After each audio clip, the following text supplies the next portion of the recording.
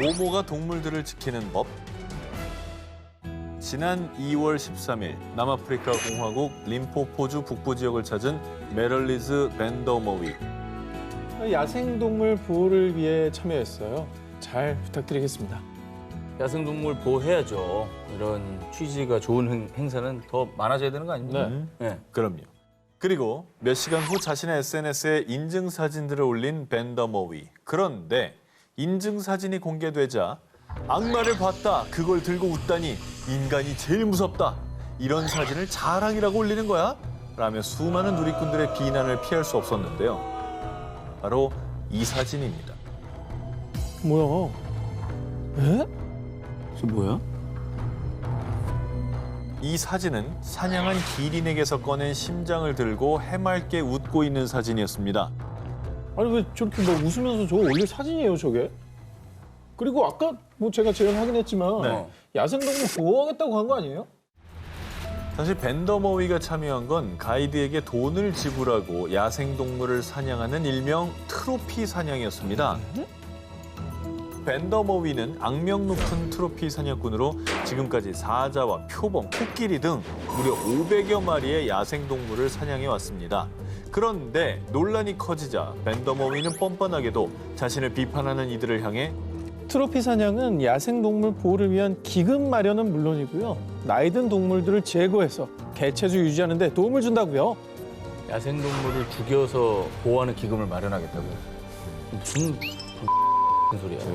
자연은 자연을 또 맡겨둬야 되지. 이걸 우리가 개입해서 또 총을 들고 간다는 게 말이 됩니까?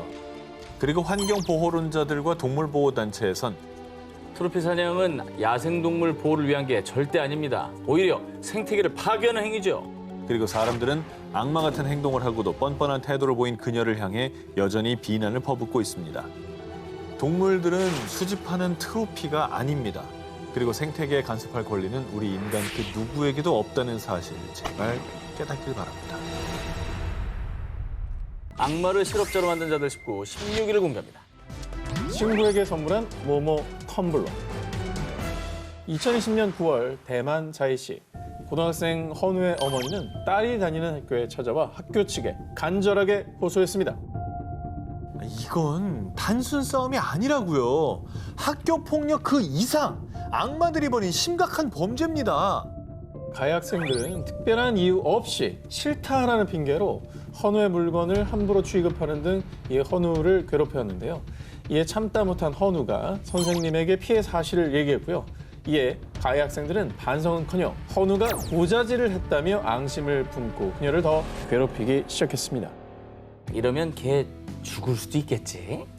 괜찮아. 우리 아직 어려서 처벌도 안 받아. 그날 이후 헌우는 갑자기 구토와 설사 등의 증상이 끊이지 않았고요. 얼마 지나지 않아 몸무게가 무려 8kg이나 빠졌습니다. 근데 어떻게 8kg이 빠져요? 얼마나 괴로웠으면 저랬을까? 무슨 짓을 한 거예요? 가해 학생 중 한 명의 양심 선언으로 알려진 충격적인 사실. 평소 헌우가 사용한 텀블러에 붕사를 탔던 겁니다. 붕사는 보통 세제, 방부제 등에 사용되는 화학물질인데요.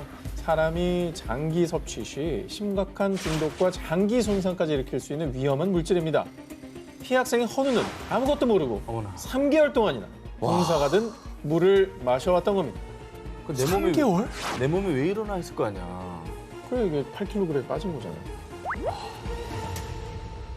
더 소름 돋는 사실은요. 이 일을 벌인 가해 학생들은 우리 곧 장례식 갈 수 있겠는데 한 달이면 죽겠어.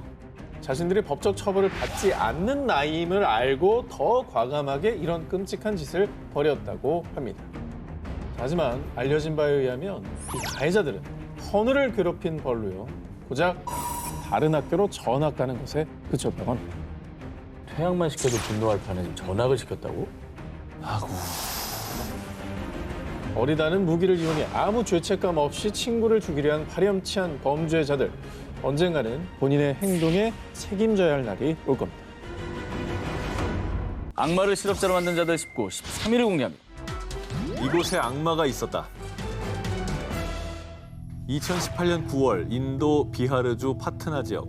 최근 들어 11살 딸이 이유 모를 구토 증세를 보이자 걱정이 된 부모는 딸을 데리고 병원으로 향했는데요. 그런데 충격적인 진단 결과 아이가 구토를 한 건 임신했기 때문입니다. 애가? 그 이후 부모는 딸에게 조심스레 자초지종을 물었는데요. 그리고 소녀의 입에서 나온 충격적인 얘기. 교장 선생님이 숙직실에서 저를 괴롭혔어요. 도가니네, 도가니. 딸을 임신하게 만든 사람은 다름 아닌 학교 교장이었던 겁니다. 자, 아휴. 아휴. 난 이게 제일 싫었어. 이 기사가. 왜냐면 내가 하면서 제일 싫었어. 그치. 2018년 7월 인도 비하르주 파트나 지역의 한 초등학교에 다니던 11살 소녀. 그러던 어느 날 잠깐 선생님을 좀 도와줄 수 있을까? 교사 아비셰크 쿠마르가 소녀를 숙직실로 부른 건데요. 그리고 소녀가 숙직실로 갔을 땐 교사 아비셰크가 아닌 학교 교장 아르빈드 쿠마르가 기다리고 있었고요. 뭐야 이거? 이후 그는 11살 소녀에게 끔찍한 만행을 저지르고 말았습니다. 저거 지옥이지 학교입니까 저게? 그렇게 된 거죠, 저의 아니, 저거 좀 아이한테. 어떻게 받아들여야 되지? 생지옥이야 생지옥. 아니 11살 아이한테 무슨 짓이에요 이게? 11살 아이는 또 선생님 말 잘 듣는다고 또 갔을 거 아니에요. 선생님이잖아요. 기본적으로 선생님이 이게 말이 됩니까? 그렇게 교장 아르빈드는 7월부터 8월까지 최소 6차례에 걸쳐 소녀에게 몹쓸 만행을 이어갔던 겁니다. 그리고 결국 소녀는 원치 않는 임신까지 하게 됐던 거죠. 근데 어떻게 또 이거를 서로 짜고 그런 짓을 하지? 난 정말 이런 게 절대 다수가 이런 건 아닐 텐데 극소수일 텐데도 이런 건이 하나가 뉴스에 나오면 괜히 학교에 대한 믿음이 없어져요. 그치. 학교를 어떻게 보내나. 그러니까 그리고 지난 2월 14일 인도 법원의 최종 판결. 교사 아비셰크에게는 약 75만 원의 벌금과 종신형이 또 교장 아르빈드에게는 약 150만 원의 벌금과 사형이 선고됐습니다. 사형 시키면 뭐합니까? 이 소녀 인생 이미 굉장히 힘들어졌는데.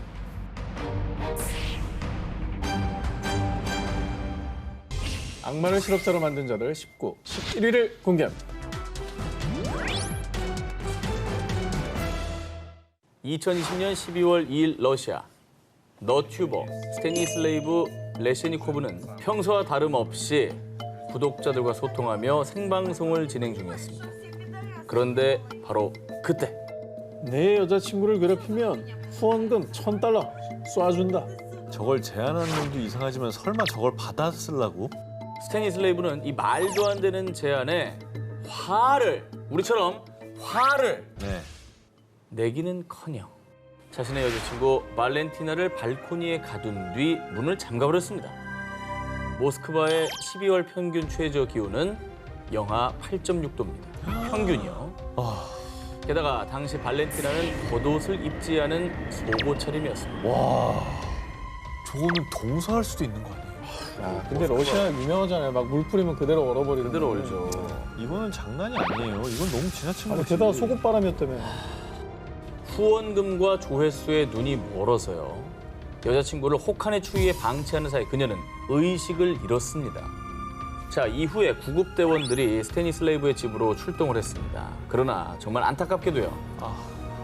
이미 그녀는 세상을 떠난 뒤였습니다. 이게 명백히 살인이에요. 저 여자의 인생이 너무 불쌍하다. 자, 여러분, 제 기사 끝난 줄 아십니까? 네? 뭐라고요? 아직은 분노하기에 이릅니다. 뭐가 더 있어? 여자친구 발렌티나 시신을 확인해봤습니다. 그 결과 그녀의 사망 요인은 저체온증이 아니었습니다. 에? 뭐라고? 바로 머리 부상이었습니다. 방송 초반에 스테니슬레이브가 그녀에게 폭행까지 했던 겁니다. 그러나 아니 발렌티나는 원래 뇌졸중을 앓고 있었다고요. 아니 얼마나 세게 때렸길래 그렇죠. 사람이 죽어? 반성 없이 저렇게 계속 뇌졸중 운운하는 것도 너무 꼴보기 싫네요. 또 하나의 사실은 사망 당시 네, 그것만 아니면 좋겠어요. 발렌티나는 임신 중이었습니다. 이전 방송에서 임신 사실을 공개해 남자친구인 스테니슬레이브를 비롯해 구독자들까지 이 임신 사실을 알고 있었다고 합니다. 야 구독자들도 똑같은 놈들이네 그럼. 구독자들도 쓰레기인 거죠. 자신의 아이를 가진 여자친구의 생명과 바꾼 후원금 100만 원가량입니다. 이제 만족하십니까? 악마를 실업자로 만든 자들 19, 10위를 공개합니다. 영국 소년법이 강화된 이유? 2019년 5월 3일 영국 월트셔주에 살던 17살 소녀 엘리 굴드가 집 주방에서 잔인하게 살인된 채 발견됐습니다. 그녀의 몸에는 최소 13번 흉기에 찔린 흔적이 남아 있었습니다. 이후에 곧바로 출동한 경찰들은 엘리의 집 주변을 중심으로 수사를 벌였고요. 약 3시간 뒤 엘리를 살해한 용의자 토머스 그리피스를 체포했습니다. 그런데 용의자 그리피스는 엘리와 17살 동갑내기로 3개월간 교제했던 그녀의 전 남자친구였습니다. 도대체 무슨 일이 있었던 겁니까? 그리피스가 전 여자친구 엘리를 살해한 이유는요. 엘리가 저한테 헤어지자고 그랬어요. 와, 씨. 어우, 와. 이거 뭐 어떻게 받아들여야 되냐. 자, 그런데요. 더 소름이 돋는 건 살해 직후 그리피스가 하는 행동 때문입니다. 그는 무려 1시간 동안 집안에 남은 자신의 흔적을 지웠습니다. 특히 자살로 위장하기 위해서 엘리의 손에 칼을 쥐어줬습니다. 끔찍한 살인을 저지른 뒤 아무 일이 없었다는 듯 태연하게 학교 교실로 돌아갔습니다. 저렇게 태어나게 다시 학교를 갈 수 있다고? 자기 알리바이 세우는 거지. 그렇지. 사람이 죽었는데? 이러면서 우리가 저 사람의 우발적인 게 아니라 계획적인 범행이라고 생각할 수 있는 충분한 근거를 제공해 줬네요. 그렇죠. 저는 우울증을 앓고 있다고요. 17세 앞날이 창창한 소년임을 참작해 주시기 바랍니다. 근데 결코 정당화할 수 없습니다. 살인이라는 범죄는. 게다가 이런 계획성 있게 움직였다는 것 자체가 더욱더 본인이 그렇지 않다는 걸 증명하고 있잖아요. 아, 그 살해 당한 애도 앞날이 창창한 17살이었어. 걔는 정말 죄도 없다고. 걔는 진짜 한 80년 더 살면서 누려야 될 게 많았던 애라고. 그렇죠. 자, 이후에 그린피스는 영국의 소년법에 의해 법정 최소형인 징역 12년에 6개월을 더한 12년 6개월형을 선고받았는데요. 재판 결과가 공개되자 그린피스의 처벌 수위가 약하다는 여론이 들끓었고요. 이후에 피해자 엘리의 부모는 미성년자라도 살인죄로 유죄 판결을 받을 경우 성인과 같은 처벌을 받아야 한다는 캠페인을 벌였습니다. 그리고 지난 3월 강화된 소년법, 일명 엘리법으로 개정될 예정이라는 소식이 전해졌습니다. 다행이라는 말이 좀 안 나오긴 하네요. 그렇죠. 이미 아이는 떠나고 없어서. 17살 꿈 많은 소녀의 삶을 송두리째 아사가 벌인 소년 악마. 나이가 어리다는 이유로 죄가 정당화될 수는 없습니다. 자, 이번에도 누구보다 타인을 보살피고 헌신해야 할 직업의식을 저버린 악마들의 만행을 고발해보겠습니다. 올해 3월 인도 우타르 프라데시주 위장 질환으로 2번째 긴급 수술을 받게 된 3살 소녀 쿠시 미슈라. 그런데 의사는요, 갑자기 수술을 중단했습니다. 아니 긴급한 상황이라 손 놓으면 안 되는 거 아니에요? 그렇죠. 아니면 이미 늦어. 이미 늦은 것이냐. 이게 저희 전 재산이에요. 어떻게든 모자란 수술비를 마련할 테니 제발 시간을 좀 주세요. 아니, 뭐라는 거야. 아, 수술비 없으면 수술 못 해. 쿠시의 아버지에 따르면요, 어려운 형편에 가진 농지를 전부 팔아서 전 재산인 20만 루피, 하나로 약 312만 원을 마련했는데요. 병원비는 50만 루피, 780만 원에는 턱없이 부족한 금액이었습니다. 병원 측은 수술비가 모자란다는 이유로 수술 부위를 제대로 봉합하지도 않은 채 퇴원을 시켰습니다. 살인인데 이게 살인이잖아. 거기 열려 있으면 다 기름 들어가고 더 안 좋아지잖아. 그거 알면서 알만한 사람들이 의사가 이게 뭐야. 자, 제대로 된 수술을 받지 못하고 퇴원한 쿠시는 다른 병원을 전전했지만 결국 숨을 거두고 말았습니다. 그리고 당시 코에 의료 호스를 꽂은 채 병원에서 쫓겨난 쿠시의 모습이 담긴 사진이 SNS에 공개되자 사람들은 대분노. 그리고 언론에서도 소녀의 죽음과 비인간적인 병원의 실태라고 대대적으로 보도하며 논란이 일었는데요. 한편 논란이 지속되자 주정부에선 조사에 나섰고요. 국가아동권리보호위원회에서도 처벌을 촉구. 하지만 병원 측은 사실 무근이라며 자신들의 잘못을 인정하지 않고 있습니다. 뭔 사실 무근이야. 아니 저 아이가 마취해서 깨서 얼마나 아팠겠어요.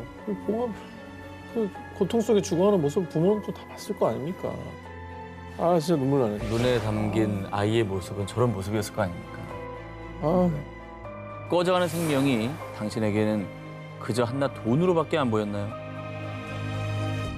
자, 악마를 실업자로 만든 자들 19 1위 후보 헤드라인을 공개해 주세요.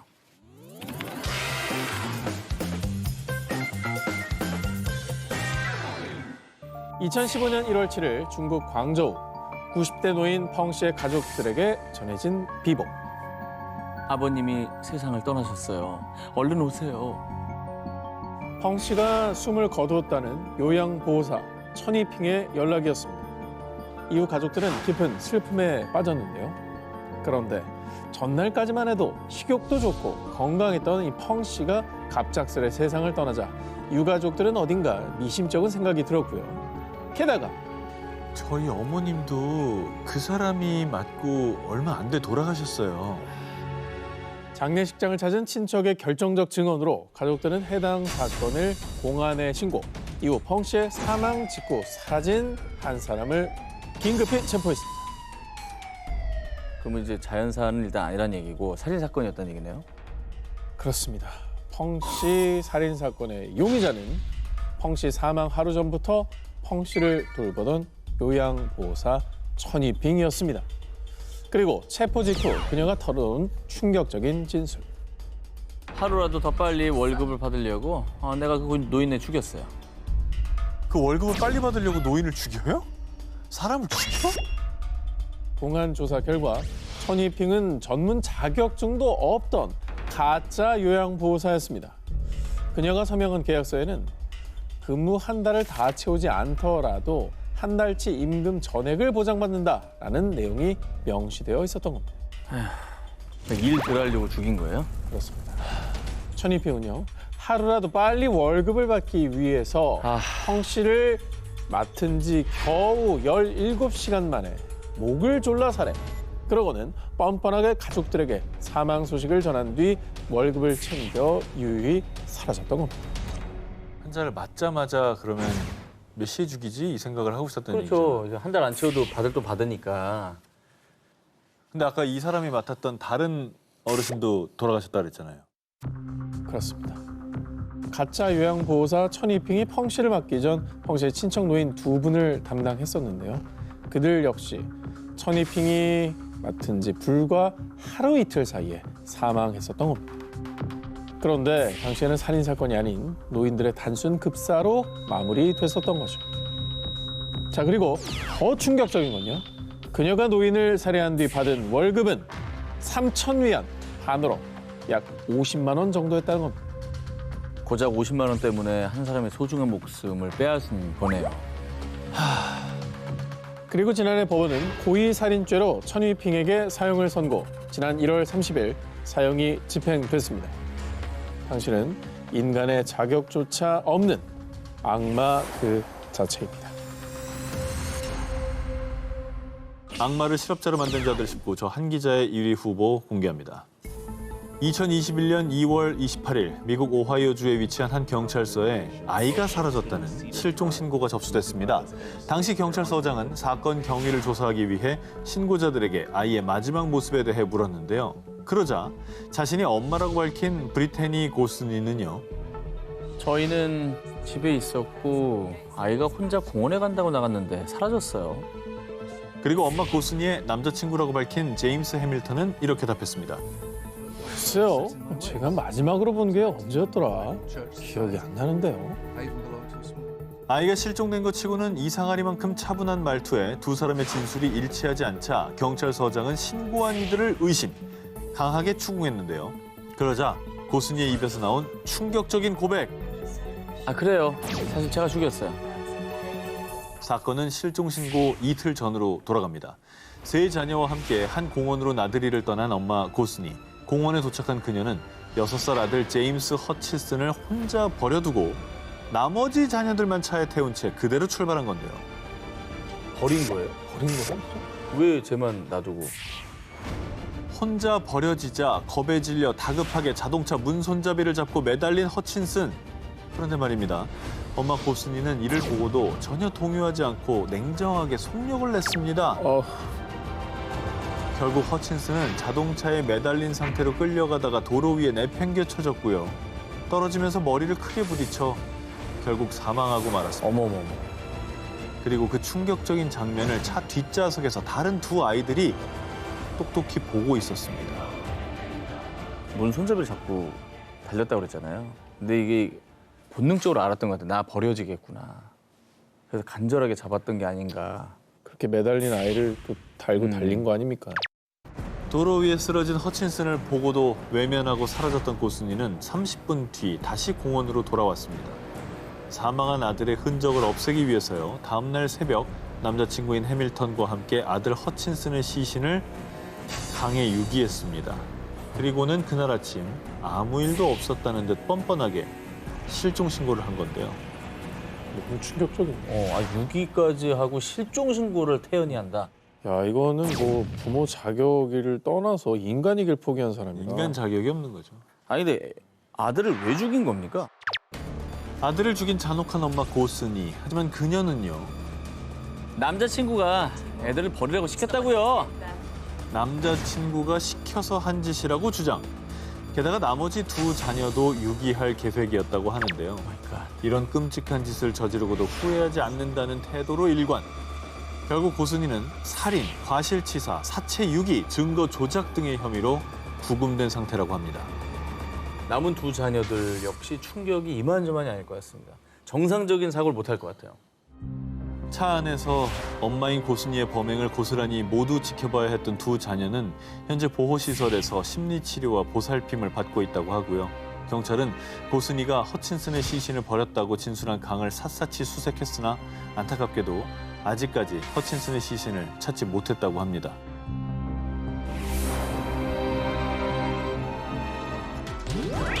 화마를 불러온 모모. 2021년 8월 일본 교토의 한 마을에 화재가 발생. 가옥과 창고 등 건물 7채가 소실되는 사건이 발생했습니다. 불행 중 다행으로 인명피해는 없었지만요. 순식간에 삶의 터전을 잃은 주민들, 물질적 피해뿐 아니라 정신적 피해까지 입은 주민들은 한동안 힘든 나날을 보내야 했는데요. 우리도 얼마 전에 저기 산불이 있었잖아요. 아주 크게. 화재가 발생하면 피해가 막심하다 보니 집을 잃은 사람들의 그 황망함은 어떻게 말할 길이 없을 거예요. 아니 근데 불이 왜 났습니까? 어떤 뭐 사고가 있었던 건가요? 정말 충격적이게도 마을에 발생한 화재는 사고가 아닌 방화였습니다. 사건 발생 4달 만에 방화범 아리모토 쇼고가 체포됐습니다. 자, 그런데 그가 경찰에 진술한 방화 동기가 무엇이었느냐? 아, 그냥 뭐 한국인이 싫어서 불 질렀어요. 다른 이유가 필요해요?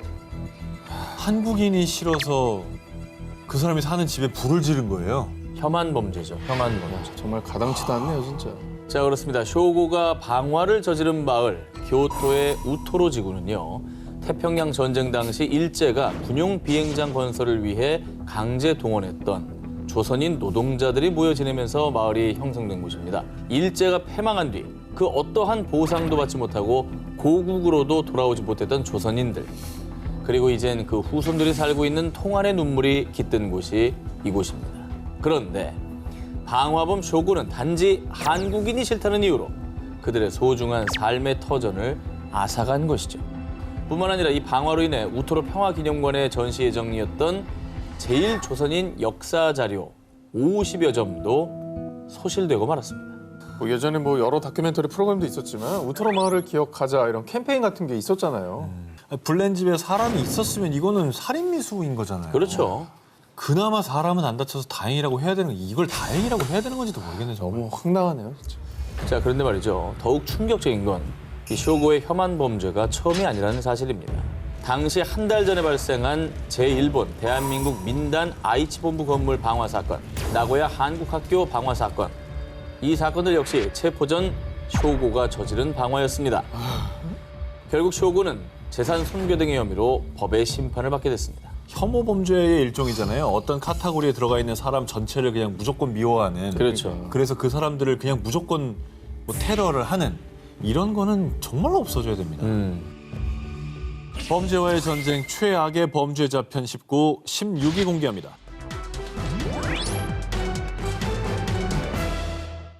2021년 러시아 야로슬라브에 위치한 한 아파트에 모인 세 남성. 여러분 보고 있죠? 후원금 쏴주면 더 재밌는 거 보여드립니다. 많이 주면 다음엔 냉장고를 박살내볼게요. 이들은 문짝과 냉장고를 부수는 등 집안을 난장판으로 만드는 모습을 너튜브와 텔레그피에 생중계했고요. 후원금을 유도하며 과격한 범행을 이어갔습니다. 그냥 최악의 관종으로밖에 볼 수가 없고요. 네. 후원금 때문에 자극적인 콘텐츠 만들고 또 좋다고 세간살이 부수고 막 그러는 거잖아요. 그렇죠. 더 기가 막힌 건 이들이 난장판으로 만든 집은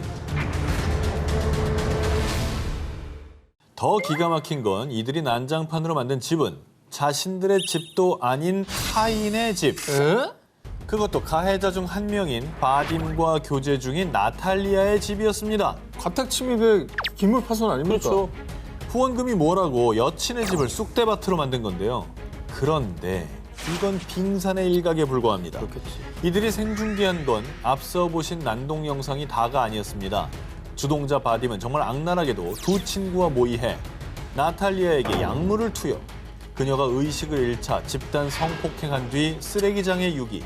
심지어 이들은 끔찍한 범행을 저지르면서도 아무런 죄책감 없이 고작 후원금 때문에 이 과정을 생중계했고요.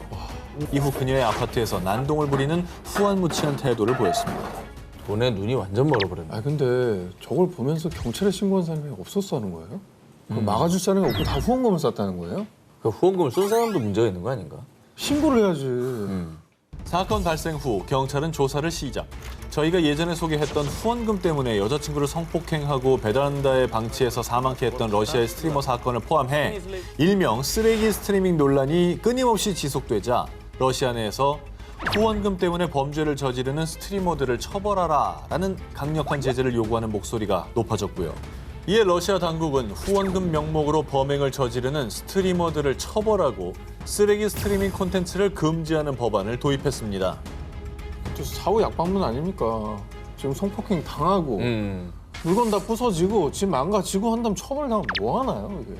애초부터 이런 일이 없게 좀 해야 되는 거 아닙니까? 근데 아까 말한 대로 법안이 마련되기 전에 저걸 보면서 신고한 사람이 없다는 게 너무 충격이에요. 그게 더 충격이야. 그러니까 법안이 있든 없든 간에 바로 신고를 해야지. 그 증거 영상이 바로 나왔는데. 그러니까 이거는 뭔가 심각하게 왜곡이 된 것 같아요 사람들의 생각들이. 범죄의 전쟁 최악의 범죄자 편 19, 15일을 공개합니다. 모모에 묶인 여인의 인생. 이번엔 올해 겨울 전 세계적으로 공분을 산 피해자의 모습부터 보여드립니다. 마음의 준비를 하십시오. 不能， 지금 무슨 我 상황이죠? 给你拿个衣服穿上吧。 목이 묶여있죠, 쇠사슬에. 能不能？ 아 지금 뭐 묶어진 거예요? 목이 묶여있는 거예요, 뭐나? 개처럼. 아 근데 구조하신 분이 저거를 이제 고발 영상을 찍으신 거네요. 예. 사람을 어떻게 사슬로 저렇게 묶고 지금 의사소통도 잘 안 되는 되죠. 것 같은데 겁에 질려있죠. 이게 지금 무슨 상황인지 모르겠네요. 자, 올해 1월이었습니다. 중국 장수성 쉬저우의 한 마을을 찾은 블로거에 의해 드러난 충격적인 광경입니다.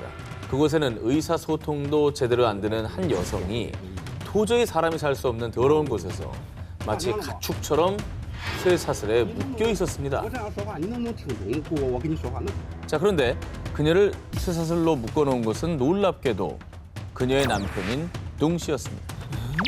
심지어 남편 둥 씨는 자신과 아이들은 바로 옆에 있는 멀쩡한 집에서 생활했지만 아내는 돼지우리만도 못한 곳에서 노예처럼 부리며 금수만도 못한 대우를 받고 있었습니다. 이 정말 자기 애를 낳은 자기 부인을 정말 도대체 왜 그런 걸까요? 아니 좀 너무 심한 말이 나올까 봐 지금 발언을 조심하게 되네요. 부인을 떠나서 사람한테 어떻게 저래?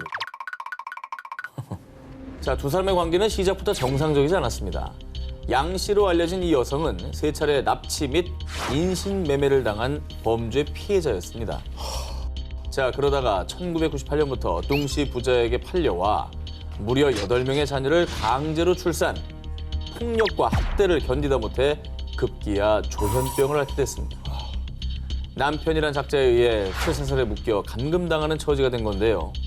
뿐만 아니라 남편 둥 씨는 자신의 범행을 대수롭지 않게 여겼는데요. 너무 상식 바뀌네요 진짜. 그러니까 인신매매를 저지른 범죄자가 이런 말을 한다는 게 그리고 본인의 자식을 8명이나 낳아준 고마운 사람이고 내가 챙겨야 될 사람인데 이건 그러면 안 되는 거 아닙니까? 평생을 훔쳐간 거죠. 저 사람의 평생을. 또 저 자식들은 저런 엄마를 보면서 어떤 생각을 하고 자랐을까? 이 같은 범죄자의 뻔뻔한 태도에 사람들은 대분노. 그런데 사람들이 분노한 이유는 또 있었습니다. 조사 결과 인신매매 같은 건 없었습니다. 다시 조사를 해보니 인신매매가 맞았습니다. 엄중 처벌하겠습니다.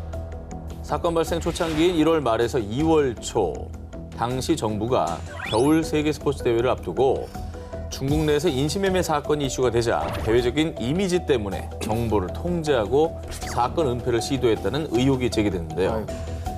하지만 이미 전 세계에서 대대적으로 보도가 된 데다가 심지어 중국 내에서도 논란이 되자 2월 10일 뒤늦게 공안은 양 씨의 인신매매 사실이 없었다는 기존의 발표를 번복했습니다.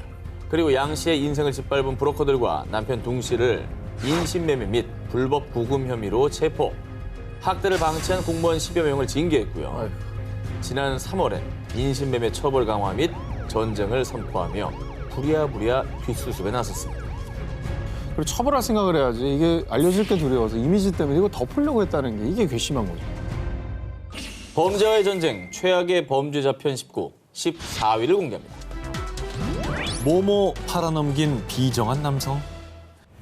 2021년 10월 베트남 미성년자 인신매매 혐의로 체포된 로포펑.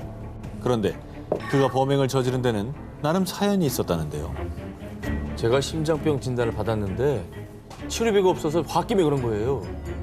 2018년 9월 심장병 진단을 받은 펑은 넉넉지 못한 형편에 치료비를 구할 길이 없자 어린 소녀를 중국으로 인신매매, 그 대가로 심장병 치료비를 마련한 건데요.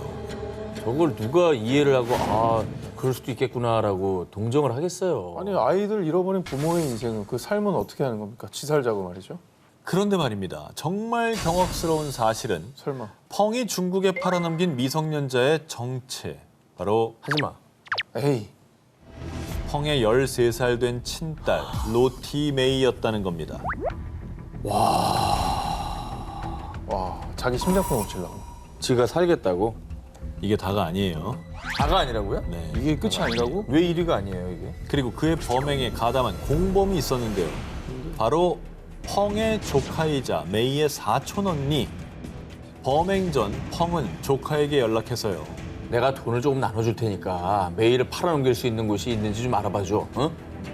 그러자 돈에 눈이 멀었던 펑의 조카는 인신매매에 가담. 그렇게 어린 사촌 동생인 메이를 속여 중국으로 데려갔고요.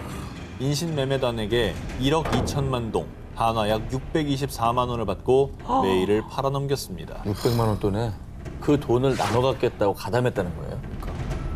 이걸로 끝난 거지, 이제 가족 간의 관계는.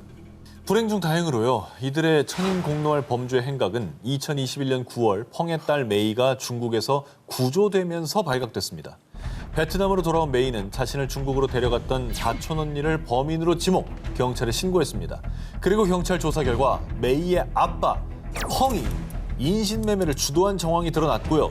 그제야 딸 메이는 자신을 중국에 팔아넘긴 주범이 자신이 그토록 사랑했던 아빠였다는 끔찍한 사실을 알게 됐습니다. 현재 펑은 미성년자 인신매매 혐의로 기소돼 재판을 기다리고 있습니다. 이기적인 욕심으로 딸에게 씻을 수 없는 상처를 남긴 아빠. 딸은 결코 부모의 소유물이 아닌 하나의 인격이라는 사실을 제발 깨닫길 바랍니다. 범죄와의 전쟁, 최악의 범죄자 편 19, 11위를 공개합니다. 아버지가 흘린 모모 눈물. 2020년 11월 중국 충칭시 1살 샤오장과 2살 슈에슈의 남매가 아파트 15층 베란다 밖으로 추락, 사망하는 사건이 발생했습니다. 한순간에 벌어진 끔찍한 사고에 남매의 친부 장보는 제가 비명 소리를 듣고 달려갔을 땐 이미 추락한 뒤였어요. 애들을 신경 쓰지 못한 제 자신이 너무나 밉습니다. 세상을 잃은 듯 바닥에 주저앉아 가슴이 찢어질 듯 오열했습니다. 왜 안 저러겠습니까? 자기 자신을 제일 원망하게 되죠. 아야 근데 오늘 주제 때문에 너무 불안한데. 나도 불안한데. 자, 그런데 말입니다. 얼마 후에 밝혀진 충격적인 사실. 아이들의 추락이 단순한 사고가 아니었다는 겁니다. 그리고 더욱더 놀랄 만한 건 사건의 범인, 하지 마요. 아이들의 아빠인 장보였습니다. 저건 소시오패스, 사이코패스 이런 거 아니에요? 어떻게 자기 아이들을 죽여놓고 저런 연기를 하지? 아 머리 아파. 자, 지금부터 수사 과정에서 드러난 기막힌 사건의 전모를 모두 말씀드리겠습니다. 사고 발생 후 장보의 전처이자 사망한 아이들의 친모인 천메이리는 이 사건에 대해서 의구심을 가졌습니다. 겨우 1살과 2살밖에 안 된 아이들이 직접 무거운 유리문을 열고 베란다로 나가 높은 철제 난간을 스스로 넘지는 못했을 거라고 생각한 겁니다. 그렇죠. 게다가 전 남편인 장보에게 사건 당일의 경위를 묻자 내가 잠이 들어서 애들을 못 봤어. 아 그때 식사 중이라 애들이 베란다 간지 몰랐지. 자, 이렇게 계속 말이 바뀌는 장보의 모습을 수상하게 여겼고요.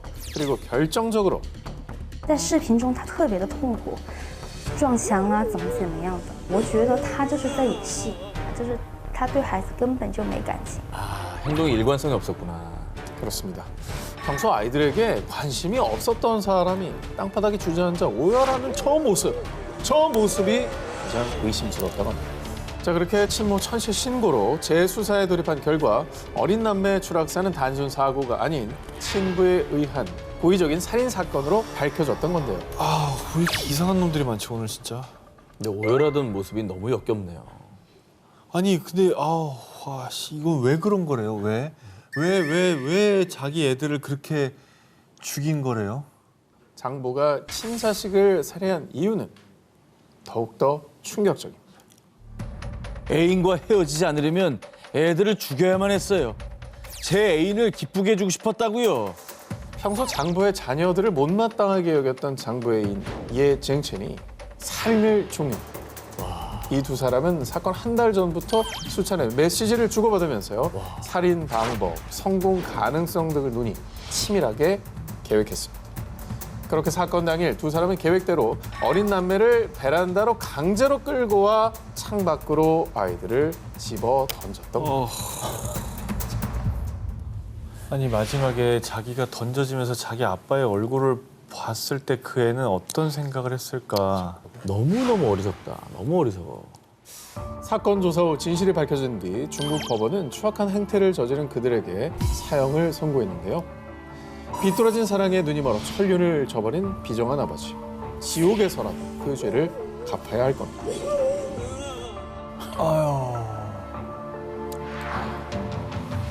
정말 끔찍하죠. 야, 걔네들한테 너무 미안하다. 진짜 미안한 거지. 범죄와의 전쟁 최악의 범죄자 편 19 2위를 공개합니다. 모모가 눈물을 보인 이유. 2021년 9월 중국 장시성 무려 20여 년을 기다린 끝에 열린 재판에서 한 여성이 눈물을 보였는데요. 아휴, 아, 보기만 해도 가슴이 아프네요. 무슨 사연이 있었길래 그러니까요. 저렇게 서럽게 울까요? 재판이 열리기까지 무슨 사연이 있었는지 1996년으로 거슬러 올라갑니다. 당시 초등학교 교사이자 한 아이의 엄마였던 라오룽즈. 그녀는 교도소에서 출소한 파즈인과 불륜 관계로 발전했는데요. 라오룽즈는 교직도 가정도 버리고 파즈인과 동거를 시작. 그때부터 그녀의 인생은 잔혹한 범죄자의 길로 들어서게 됩니다. 이번에도 돈 많은 놈으로 잘 물어와야 돼. 역시 우린 환상의 커플이라고. 라오룽즈는 매춘부로 위장해 범행 대상을 물색. 그녀가 피해자를 유인하면 파즈잉이 살해와 돈을 빼앗는 식으로 범행을 이어왔는데요. 두 사람은 악랄하게도 고작 돈 때문에 피해자의 집까지 찾아가 가족까지 살해, 심지어 3살짜리 아이까지 살해하는 끔찍한 만행을 저질렀습니다. 뭐야? 이 과정에서 라오룽즈는 지문이 남을 것을 우려해 방화를 제안하는 교활함까지 보였고요. 이 두 살인마는 1999년 파즈잉이 체포될 때까지 약 3년 동안 7명을 연쇄 살인했는데요. 아니 뭐 때문에 갑자기 저렇게 괴물이 된 거예요? 선생님이었다 하지 않았어? 선생님이었잖아. 아니 그러면 저 지금 아까 어. 눈물을 흘리는 사진은 유가족? 지금에서야 이제 정의 구현이 되니까 그제서야 눈물을 좀 보일 수 있었던 건가요? 앞서 재판정에서 오열한 인물은 잔혹한 살인마 라오룽즈였습니다. 아까 운 건 뭐야? 그럼? 왜 울어? 연기한 거지. 파즈잉이 체포되자 라오룽즈는 가명을 쓰고 신분을 숨겨가며 무려 20년 넘게 도피 생활을 했는데요. 신분 세탁하려고. 이게 됐구나. 하지만 2019년 빅데이터를 기반으로 한 안면 인식 기술에 의해 체포. 와. 그리고 살인 혐의로 기소된 그녀는 자신의 잔혹한 범죄에 대해 파즈잉이 협박해서 어쩔 수 없었어요. 나도 죽일 생각은 없었다고요. 하지만 1심에서 사형을 선고받자 범행에 적극 가담한 자기 죄는 생각지도 않았고 죄를 뉘우치기는커녕 자기가 마치 피해자가 된 것 마냥 억울하다고 저렇게 오해를 한 겁니다. 아, 진짜 너무 사람이 싫어진다. 그냥 반성은 전혀 없고. 반성은 없어. 억울한 것뿐이야 지금. 아니 그러면 범행을 저지르려고 할 때 협박한다면 그럼 경찰에 신고해서 그걸 막든지. 당연하지. 범죄와의 전쟁 최악의 범죄자 편 19, 18위와 1위 헤드라인을 공개합니다.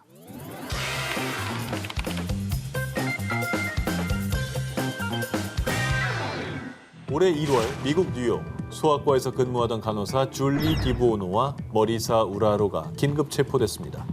이들이 체포된 혐의는 서류 불법 위조, 그리고 불법 위조한 것의 정체는 백신 증명서였습니다. 엥? 이게 사회의 어떤 안전망을 파괴하는 그런 행위인 거죠. 하전염시키는 거지 뭐. 자기 몇 푼 벌자고 전 사회에 지금 코로나 확진자 수를 늘리는 데 공을 세운 거 아닙니까 지금. 특히 2021년 12월경 미국에서는 코로나19 변이 바이러스가 급격히 확산. 지난 1월에는 일일 확진자 수가 약 80만 명, 그리고 일일 사망자 수는 2,000명에 육박했고요. 코로나19 입원 환자도 최고치를 기록하며 의료 체계에 비상이 걸렸는데요. 이에 당시 뉴욕에서는 음식점, 체육관, 극장, 카페 등 실내 다중 이용 시설을 이용하려면 코로나19 백신 접종 증명서를 반드시 제시해야만 했습니다. 그런데 이런 상황에서 범인들은 간호사라는 직업을 악용해서요. 2021년 11월부터 성인에게 약 25만 원, 어린이에게는 약 10만 원씩 받고 가짜 백신 증명서를 발급했습니다. 아니 같은 그 병상에서 열심히 일하시는 그 간호사분들 보면서 뭐 느껴지는 게 없나요? 그러니까요. 돈 몇 푼 때문에 뭐 어쨌든 백신 접종 여부는 개인의 선택이긴 하지만 불법으로 백신을 접종한 척 위장하는 백신 패스를 발급하는 건 이건 아닌 거죠. 아니죠. 경찰이 간호사 한 명의 집을 압수수색한 결과 무려 현금 약 10억 7천만 원과 수익 내역이 적힌 장부가 발견됐는데요. 어마어마하게 했다.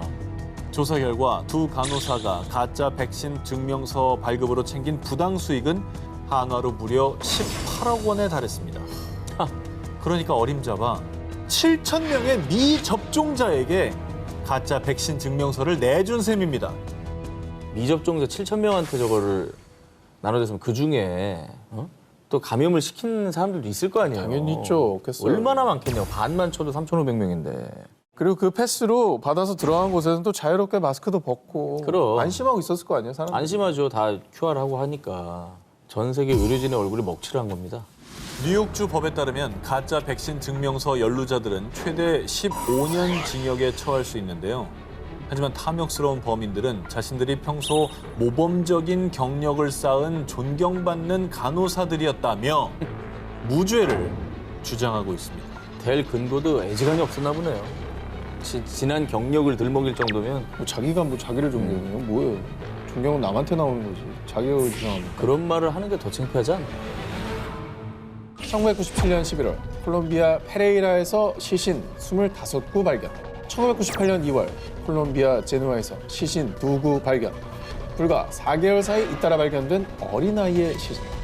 수사 초기 콜롬비아 내전으로 인한 대량 학살 또는 종교 집단의 소행으로 추정했지만요. 희생자 전원이 소년이라는 점, 시신에서 발견된 고문의 흔적, 그리고 유사한 살해 방식의 주목, 연쇄 살인일 가능성에 무게를 두고 대대적인 수사를 이어나갔는데요. 아이들이 또 문제야. 아유. 아이들만 골라서 왜 이랬대. 근데 이제 더 많은 희생자가 나오기 전에 빨리 좀 체포했어야 될 텐데 희생자가 너무 많네요. 그러던 중 1999년 경찰은 강간 미수 혐의로 루이스 가라비토를 체포했습니다. 자, 그런데 경찰은 가라비토의 집을 수색하던 중 그동안 연쇄 살인범에게 희생된 아이들의 신상 정보가 담긴 신문 기사 스크랩을 발견. 경찰의 추궁에 가라비토는 결국 자신이 지난 연쇄 살인 사건의 진범이라고 실토했는데요. 그런데 말입니다. 사실 내가 죽인 애들은 훨씬 더 많어. 경찰이 못 찾은 거지. 아이고 잘났다 진짜. 가라비토는 지난 7년 동안 54개의 도시를 돌아다니며 무려 138명을 살해했다고 자백한 겁니다. 그의 주장에 따르면 밝혀지지 않은 사건들을 포함해 희생자는 자그마치 300명이 넘을 것으로 추정되었습니다. 저거는 학살 아니에요? 그거 왜 죽였답니까? 무슨 죄를 지었어요, 소년들이? 네, 빈민가에서 태어난 가라비토는 알코올 중독자였던 아버지로부터 상습적으로 폭행을 당했다고 하는데요. 결국 이를 견디다 못해 가출. 하지만 학력도 변변치 않은 기술도 없었던 탓에 길거리 생활 역시 고난의 연속이었다고 합니다. 그러자 가라비토는 자신의 상처를 해소하기 위해 연약한 아이들을 찾기 시작. 여기 맛있는 음료수 있는데 아저씨랑 놀러 갈래? 내가 용돈 벌게 해줄게. 이리 따라와봐. 빈민가의 소년들을 타겟으로 범해 배고픈 아이들의 환심을 샀고요. 그렇게 경계 없이 자신을 따라 나선 소년들을 잔혹하게 살해한 겁니다. 비겁하다, 비겁해. 비겁하네요. 연약한 애들만. 근데 본인이 아무리 어릴 적 상처가 있다고 해도 저런 범죄는 절대 정당화되지 않아요. 가라비토의 끔찍한 범죄 사실이 알려지자 끔찍한 괴물은 무조건 사형시켜야 한다 라며 많은 이들이 분노에 들끓었는데요. 이에 콜롬비아 법원은 그가 영원히 감옥에서 나오지 못하도록 징역 1853년형을 선고했습니다. 그런데 내가 시신 위치 알려주면은 형량 줄여주는 겁니까? 피해 소년들을 어떤 방식으로 살해했고 시신이 어디 있는지 알려주는 조건으로 사법 거래가 이루어지면서 그의 형량은 대폭 감형. 네? 2001년 그는 최종적으로 징역 40년형을 선고받았는데요. 하지만 가라비토는 여기에 만족하지 않고 자신의 모범적인 교도소 생활을 이유로 조기 석방을 요구하기도 했습니다. 아니, 감형을 1800년을 받은 거야? 수많은 소년들을 죽음으로 몰고 간 최악의 연쇄 살인입니다. 그가 저지른 죄의 무게가 얼마나 무거운지 절실히 깨달아야 할 것입니다. 캐나다 희대의 살인입니다. 2017년 5월 캐나다 몬트리올의 한 초등학교에 한 여인이 등장하면서부터 수많은 학부모들이 불안에 떨었는데요. 그 이유, 이 여인은 1993년 캐나다 전역을 공포로 몰고 간 칼라 호몰카였기 때문입니다. 1991년 폴 베르나르도와 결혼한 칼라 호몰카. 그녀의 남편 폴은 성공한 회계사에 잘생긴 외모로 여자들에게도 인기가 많은 타입이었는데요. 하지만 그는 사실 마약 중독에 빠진 변태 성욕자였습니다. 그리고 칼라가 결혼한 뒤에는 자신이 칼라의 첫 번째 남자가 아니라는 이유로 칼라를 지속적으로 폭행했는데요. 그러다 남편의 화를 풀어줄 방법을 고민하던 칼라는 남편만을 위한 크리스마스 선물을 준비했습니다. 당신이 좋아할 만한 선물이 곧 집에 올 거예요. 기대도 좋아요. 그녀가 남편을 위해 준비한 선물은 바로 자신의 15살 여동생인 태미. 아, 이건 또 무슨 소리야? 평소 폴이 처제인 태미에게 음흉한 마음을 품고 있었다는 사실을 눈치챈 칼라는 태미를 저녁 식사에 초대했고요. 마취제가 된 음료수를 마시게 한 뒤 폴에게 태미를 성폭행하도록 했습니다. 와, 그리고 그 모습을 촬영까지 했는데요. 이 1등이 아니라고? 네. 저도 이게 13이라는 게 너무나 충격적이었습니다. 와, 충격적이다. 와. 자, 그리고 정말 처참하게도 언니와 형부에게 잔혹하게 짓밟힌 태미는 결국 사망하고 자, 그리고 그때부터 더 불이 붙기 시작한 엽기 부부의 악행. 칼라, 이것 좀 봐. 내가 새로운 을 데려왔다고? 두 사람은 10대 소녀들을 납치한 뒤 성폭행했고요. 네? 이후 소녀들을 처참하게 살해한 뒤 인적 없는 호수와 기찻길에 사체를 유기했습니다. 자, 그런데 말입니다. 정말 끝모를 엽기적인 행각이 결국 세상에 밝혀졌는데요. 남편의 폭행을 견디다 못한 칼라가 경찰의 모든 사실을 자백해버린 거죠. 이후 남편 폴은 무기징역, 칼라는 수사에 협조를 했다라는 이유로 감형을 받아 12년형을 선고받게 됐다는데요. 와, 어우. 야, 근데 누가 누구보다 더 심하다 낫다라고 할 것도 없이 둘 다 너무나 그냥 악마네요. 너무 끔찍하죠. 그런데 지난 2017년 또 한 번 캐나다 전역이 또 들썩였습니다. 칼라가 출소한 뒤 한 초등학교에서 자원봉사 교사로 일하고 있다는 사실이 알려졌기 때문이죠. 아우, 야. 게다가 자신의 추악한 과거를 숨기기 위해 개명 신청까지 하려고 했다는데요. 그래서 이 사실을 알게 된 학부모들이 불안에 떨며 학교 측에 거세게 항의를 하게 된 거죠. 아, 당연히 해야지. 말도 안 되는. 10대 애들을 성폭행하고 죽인 살인범이에요. 그렇지. 악질이죠. 또 초등학교에 가서 직업을 구했다는 게 그쪽으로 갔네 또. 와. 그리고 이후 추악한 과거를 숨기려고 했었던 두 얼굴의 악녀 칼라는 다시 자취를 감췄다고 하는데요. 인간의 탈을 쓴 끔찍한 악마. 과연 그녀에게 행복한 일상을 살아갈 자격이 있을까요? 사이코지만 안 괜찮아 싶고 12일 공개입니다. 모모를 예고한 남자. 2016년 9월 13일 미국 텍사스. 여대생 벤다 그리프는 지인 브라이언트와 단둘이 맥주를 마시며 오붓한 시간을 보냈습니다. 그런데 다음 날 새벽 6시 반쯤 한 공원의 어린이 수영장에서 사체로 발견된 그녀. 심지어 사체는 끔찍하게 훼손된 상태로 불에 타 있었습니다. 경찰이 범인으로 지목한 사람은 그녀가 사망하기 전 마지막으로 함께 있었던 남자 브라이언트. 그런데 그녀와 차 안에서 즐거운 시간을 보내고 있었는데 갑자기 숨을 안 쉬었어요. 변호인을 통해 자신이 범인으로 오해를 받을까 사체를 숨기려고 한 죄밖에 없다고 전했습니다. 병원에 가고 뭐 경찰서 연락하고 그래야지 왜 그걸 불에 태웁니까? 이게 분명히 냄새가 나요. 그의 수상한 행적이 속속 발견되기 시작합니다. 시신이 발견되기 약 2시간 전 새벽 4시 40분경에는 브라이언트가 한 마트에서 삽과 흉기를 구입하는 모습이 CCTV에 포착됐고요. 결정적으로는 브라이언트의 집에서 그녀의 지갑과 가방, 그리고 그녀의 유골 일부까지 발견이 됐죠. 그런데 말입니다. 더 충격적인 건 범인 브라이언트가 자신의 살인을 예고했었다는 겁니다. 미치겠다. 피해자 벤다 그리프가 사망하기 전날인 9월 13일 그는 자신의 SNS에 당신을 매우 흥분시킬 방법을 가르쳐줄게라는 의미심장한 글을 남겼고요. 벤다 그리프의 시신이 발견된 다음 날에는 사망한 그녀의 SNS에 이런 기분은 처음이야라는 정말 소름 끼치는 글을 남긴 겁니다. 그리고 수사 도중 밝혀졌는데요. 브라이언트는 벤다 그리프를 살해하기 며칠 전 여자친구를 스토킹한 혐의로 체포됐다가 보석으로 석방된 상태였다고 합니다. 전 여자친구도 얼마나 무서웠을까. 이후 그는 여대생 벤다 그리프를 살해한 혐의로 종신형을 선고받았다고 합니다. 자신의 살인을 예고하고 끔찍한 후기까지 남긴 잔혹한 악마의 광기. 과연 그는 이 광기를 멈출 수 있을까요? 사이코지만 안 괜찮아 싶고 7위를 공개하겠습니다. 충격, 엄마를 모모모한 남자. 2020년 5월 3일 중국 산시성. 다급하게 경찰서를 찾은 한 여성. 제발 저희 시어머니 좀 찾아주세요. 79세 노인 왕 씨가 실종됐다는 며느리의 신고에 대대적인 수색이 벌어졌는데요. 가족들은 진짜 얼마나 걱정될까. 실종은 그 자체로 너무나 고통이에요. 노인 왕 씨가 실종된 지 3일 뒤 공안은 한 야산에서 땅에 파묻혀 있는 노인 왕 씨를 발견해 구조했습니다. 다행히 그때 의식이 있는 상태였습니다. 다행이네.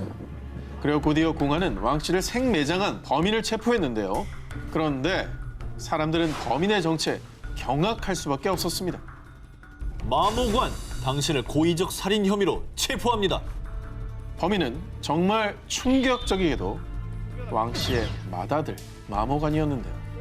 아들이 엄마를 생매장하려고 그랬다고요? 그렇습니다. 이게 뭔 소리야? 사람들을 분노케 한 아들의 폐륜 범죄, 그 끔찍한 사건의 시작은 이랬습니다. 1년 전 어머니 왕 씨는 오랜 뇌졸중 투병으로 거동이 불편했는데요. 자, 원래는 둘째 아들 내외가 어머니를 모셨지만 둘째 아들의 건강마저 악화되자 약 1년 전부터는 맏아들이었던 마모관 내외가 어머니 왕 씨를 모시게 됐죠. 그런데 냄새. 엄마! 여기가 화장실이에요? 짜증나게. 몸이 불편했던 어머니 왕 씨는 본인의 의지와는 상관없이 옷에 소변을 부는 일이 잦았습니다. 그러자 아들 마모관은 악취가 나고 간병이 귀찮다라는 이유로 자신을 낳아주고 길러준 어머니를 손수레 태운 뒤 야산에 있는 폐 무덤에 생매장하는 폐륜을 저지른 겁니다. 그러고는 시어머니 왕 씨의 행방을 묻는 아내의 질문에 친척 집에 가신 데서 버스 태워 보내드렸어. 자, 이렇게 말도 안 되는 변명을 한 거죠. 아니, 자기 엄마잖아, 자기 엄마. 그렇죠. 엄마예요. 아니, 진정해야 돼. 자, 그런데 남편이 말도 안 되는 말을 하자 이를 수상히 여긴 아내는 곧바로 공안에 신고를 한 거고요. 잘했다. 그 뒤에 공안의 수사와 압박이 계속되자 아들 마모가는 결국 자신의 폐륜 범죄를 실토하게 된 겁니다. 자, 그런데 말입니다. 아들 마모가는 모든 범행이 드러났음에도 공안 조사에서 뻔뻔하게 간병이 얼마나 힘든지 알아? 온 집안에 악취가 나서 못 살겠다고. 자, 이렇게 반성은커녕 폐륜적인 말로 사람들의 공분을 샀고요.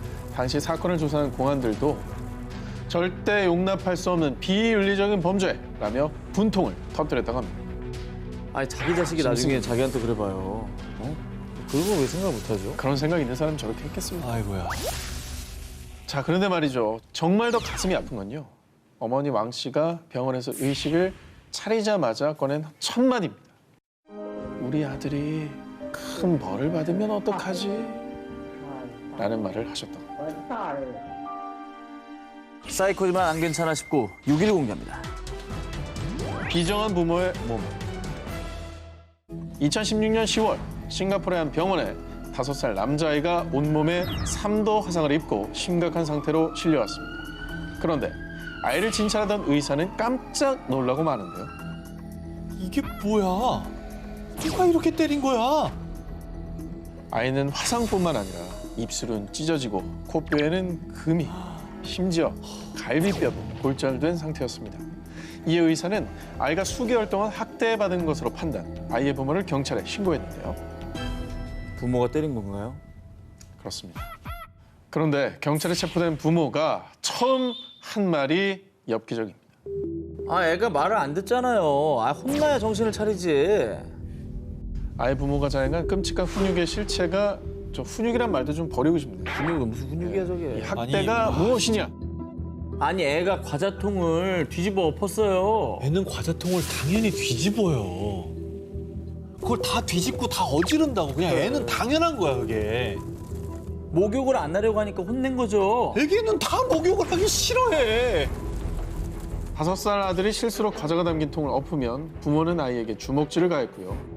아들이 스스로 목욕을 하지 않으면 부모는 펄펄 끓인 뜨거운 물을 아들의 온몸에 부어버렸다고 합니다. 미쳤나 보네 저거. 그것도 하루가 멀다 하고 계속 아이에게 학대를 가해왔던 겁니다. 저게 무슨 훈육이야. 학대 고문이죠 저거. 그건 자기 화풀이고요. 네. 어떤 말로 정당화 될 수 없습니다. 자신들의 끔찍한 만행을 정말 아무렇지도 않게 얘기한 악마들. 그런데 더 충격적인 건요. 부모는 화상으로 고통스러워하는 5살 아들을 치료해주기는커녕 아파서 운다고 좁은 고양이 우리에 몇 시간 동안 가둬놓았다고 하는 저기다가? 저 세장 아니야? 그렇습니다. 한참 지나 아이가 움직이지 않자 부모는 마지못해서 아이를 병원에 데려왔던 겁니다. 마지못해? 하지만 정말 가슴 아프게도 부모의 끔찍한 학대에 시달린 5살 아들은 끝내 숨을 거두고 말았는데요. 자, 그런데 정말 끝까지 인간의 길을 포기한 악마들은 이런 말을 남겼다고 합니다. 그러게 진작에 말을 잘 듣지. 난 아이가 잘 되라고 그런 거라고요. 결국 5살 아들을 무자비하게 학대하고 죽음에 이르게 한 부모는 징역 27년형을 선고받았다고 하는데요. 여러분, 학대는 훈육이 아닙니다. 그리고 아이는 결코 부모의 소유물도 아닙니다. 사이코지만 안 괜찮아 싶고 4위를 공개하겠습니다.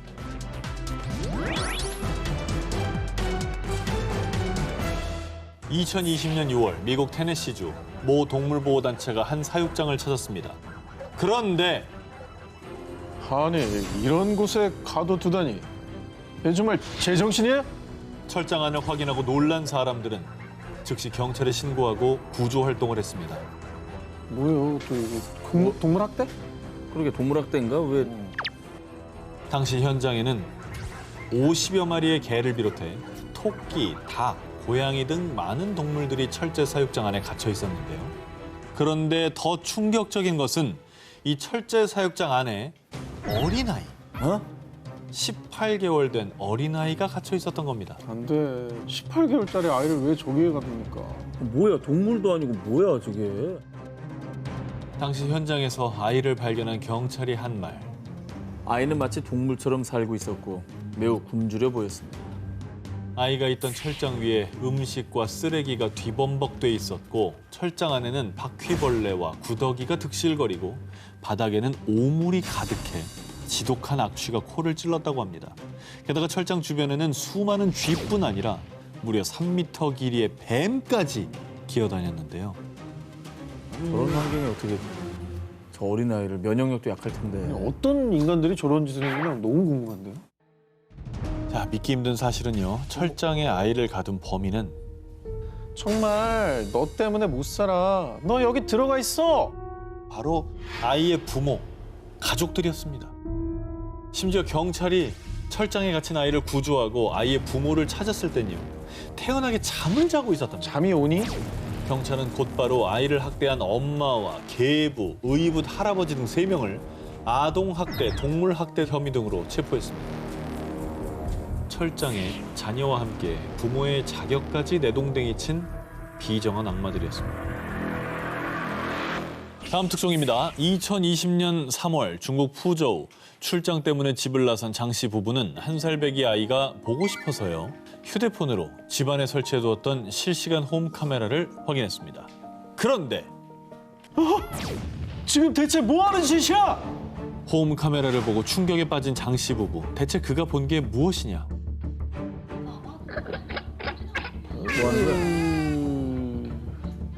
아우 때려 때려.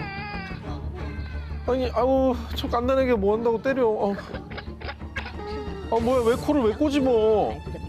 让他将米糊吞下，导致孩子被敲大哭。 한 여성이 아이의 머리를 과도하게 젖혀 억지로 음식을 먹이는데요. 한 살 배기 아이를 학대한 여성이 대체 누구냐? 저희가 출장 갈 동안 우리 아이 좀 잘 부탁드릴게요. 걱정 마시고 믿고 맡겨주세요. 평소 출장이 잦았던 장 씨 부부가 한 살 배기 아이를 돌봐줄 사람이 필요해 고용한 보모, 저우였습니다. 부부는 보모를 구하긴 했지만 집안에 홈 카메라를 설치했는데요. 틈틈이 아이를 지켜보던 중 카메라의 존재를 모르던 보모 저우가 아이를 학대하는 현장까지 포착을 한 겁니다. 저는 이 출장 가서 그 화면을 볼 때 얼마나 손이 떨렸을까. 그럼 바로 올 수도 없고. 근데 지금 뭐 해야 될 일은 있고 이거 아니 근데 보모들이 선량하신 분들이 대부분이란 말이에요. 대부분 근데 선량하죠. 저런 인간들 때문에 괜히 오해받고 예?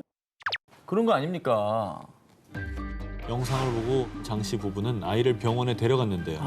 진단 결과 보모의 강제 식사로 인해 흡인성 폐렴 증세를 보였다고 합니다. 한 살이 아니, 말도 못하지 뭐 힘도 없지 얼마나 괴로웠을까. 말을 못 하잖아. 그런데 말입니다. 보모 저우가 조사받는 과정에서 말한 아이 학대 이유가 무엇이었느냐? 아 그냥 기분이 좀 안 좋아서 그랬어요. 얼마나 밥을 안 먹든지 짜증이 그냥 기분이 안 좋다는 이유로 한 살 밖의 아이를 보모라는 직업을 가진 사람이 저렇게 했다는 게 너무 충격적이에요. 정말 자신의 죄를 꼭 깨닫고 늦었지만 이제라도 인간이기를 포기하지 않았으면 좋겠습니다. 让他将米糊吞下。 사이코지만 안 괜찮아 싶고 1위 후보 헤드라인 공개해 주시기 바랍니다.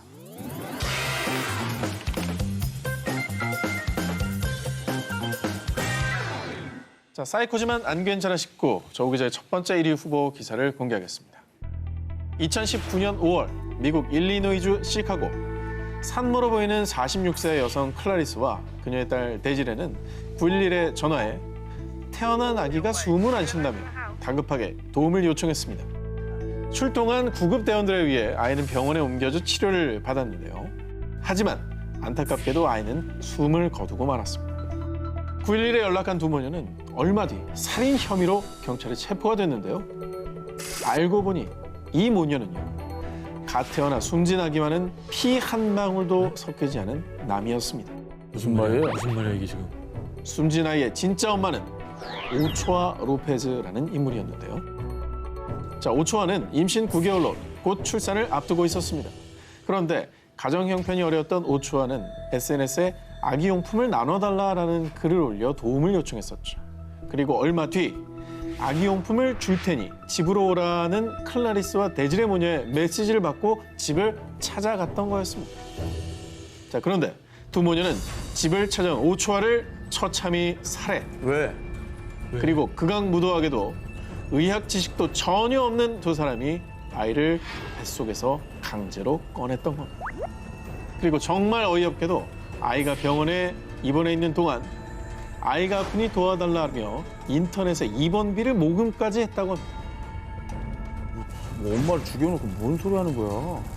하지만 오초아 가족의 실종 신고를 받은 경찰에 의해 모녀의 만행은 만천하에 드러나게 됐죠. 그런데 말입니다. 두 모녀가 인간 이하에 천인공노할 만행을 저지른 이유가 무엇이었느냐? 아이, 엄마가 아이를 가지고 싶어 했다고요. 2017년에 클라리스가 아들을 사고로 잃었는데 그 상실감으로 또 아이를 키우고 싶어 했다는 겁니다. 그래서 두 모녀는 죄 없는 소중한 생명을 빼앗고 한 가족의 미래까지 모두 짓밟아 놓은 겁니다. 이거 남은 가족들 있잖아요. 죽은 엄마랑 그 아기. 그 남은 가족들은 이게 뭐야? 이건 너무 무섭다. 2017년 8월 남아프리카 공화국 동부 에스트코트에 위치한 경찰서에 한 남자가 들어선 뒤 한 말입니다. 제가 인육을 먹는데 질렸습니다. 다짜고짜 이렇게 자수를 한 그는 경찰에게 자신의 가방을 보여주었는데요. 그 가방 속에는 훼손된 신체 일부가 들어있었습니다. 진짜 오늘 정말 끔찍한 살인범의 정체. 민간요법으로 환자를 치료하는 전통 치료사 니노 은바타였는데요. 그가 이토록 소름 끼치는 만행을 저지른 이유. 어느 날 주민 마구반에는 전통 치료사 은바타를 찾아가 아프지 않고 좋은 일만 생기도록 무티 하나만 만들어 주세요. 남아프리카 공화국의 전통 민간 의술로 약재이자 부적처럼 여겨지는 무티 제조를 부탁했습니다.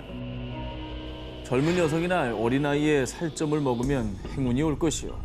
무슨 소리야 이게 말이 되는 얘기예요 이게 지금? 자, 이렇게 끔찍한 처방을 내린 전통 치료사 은바타.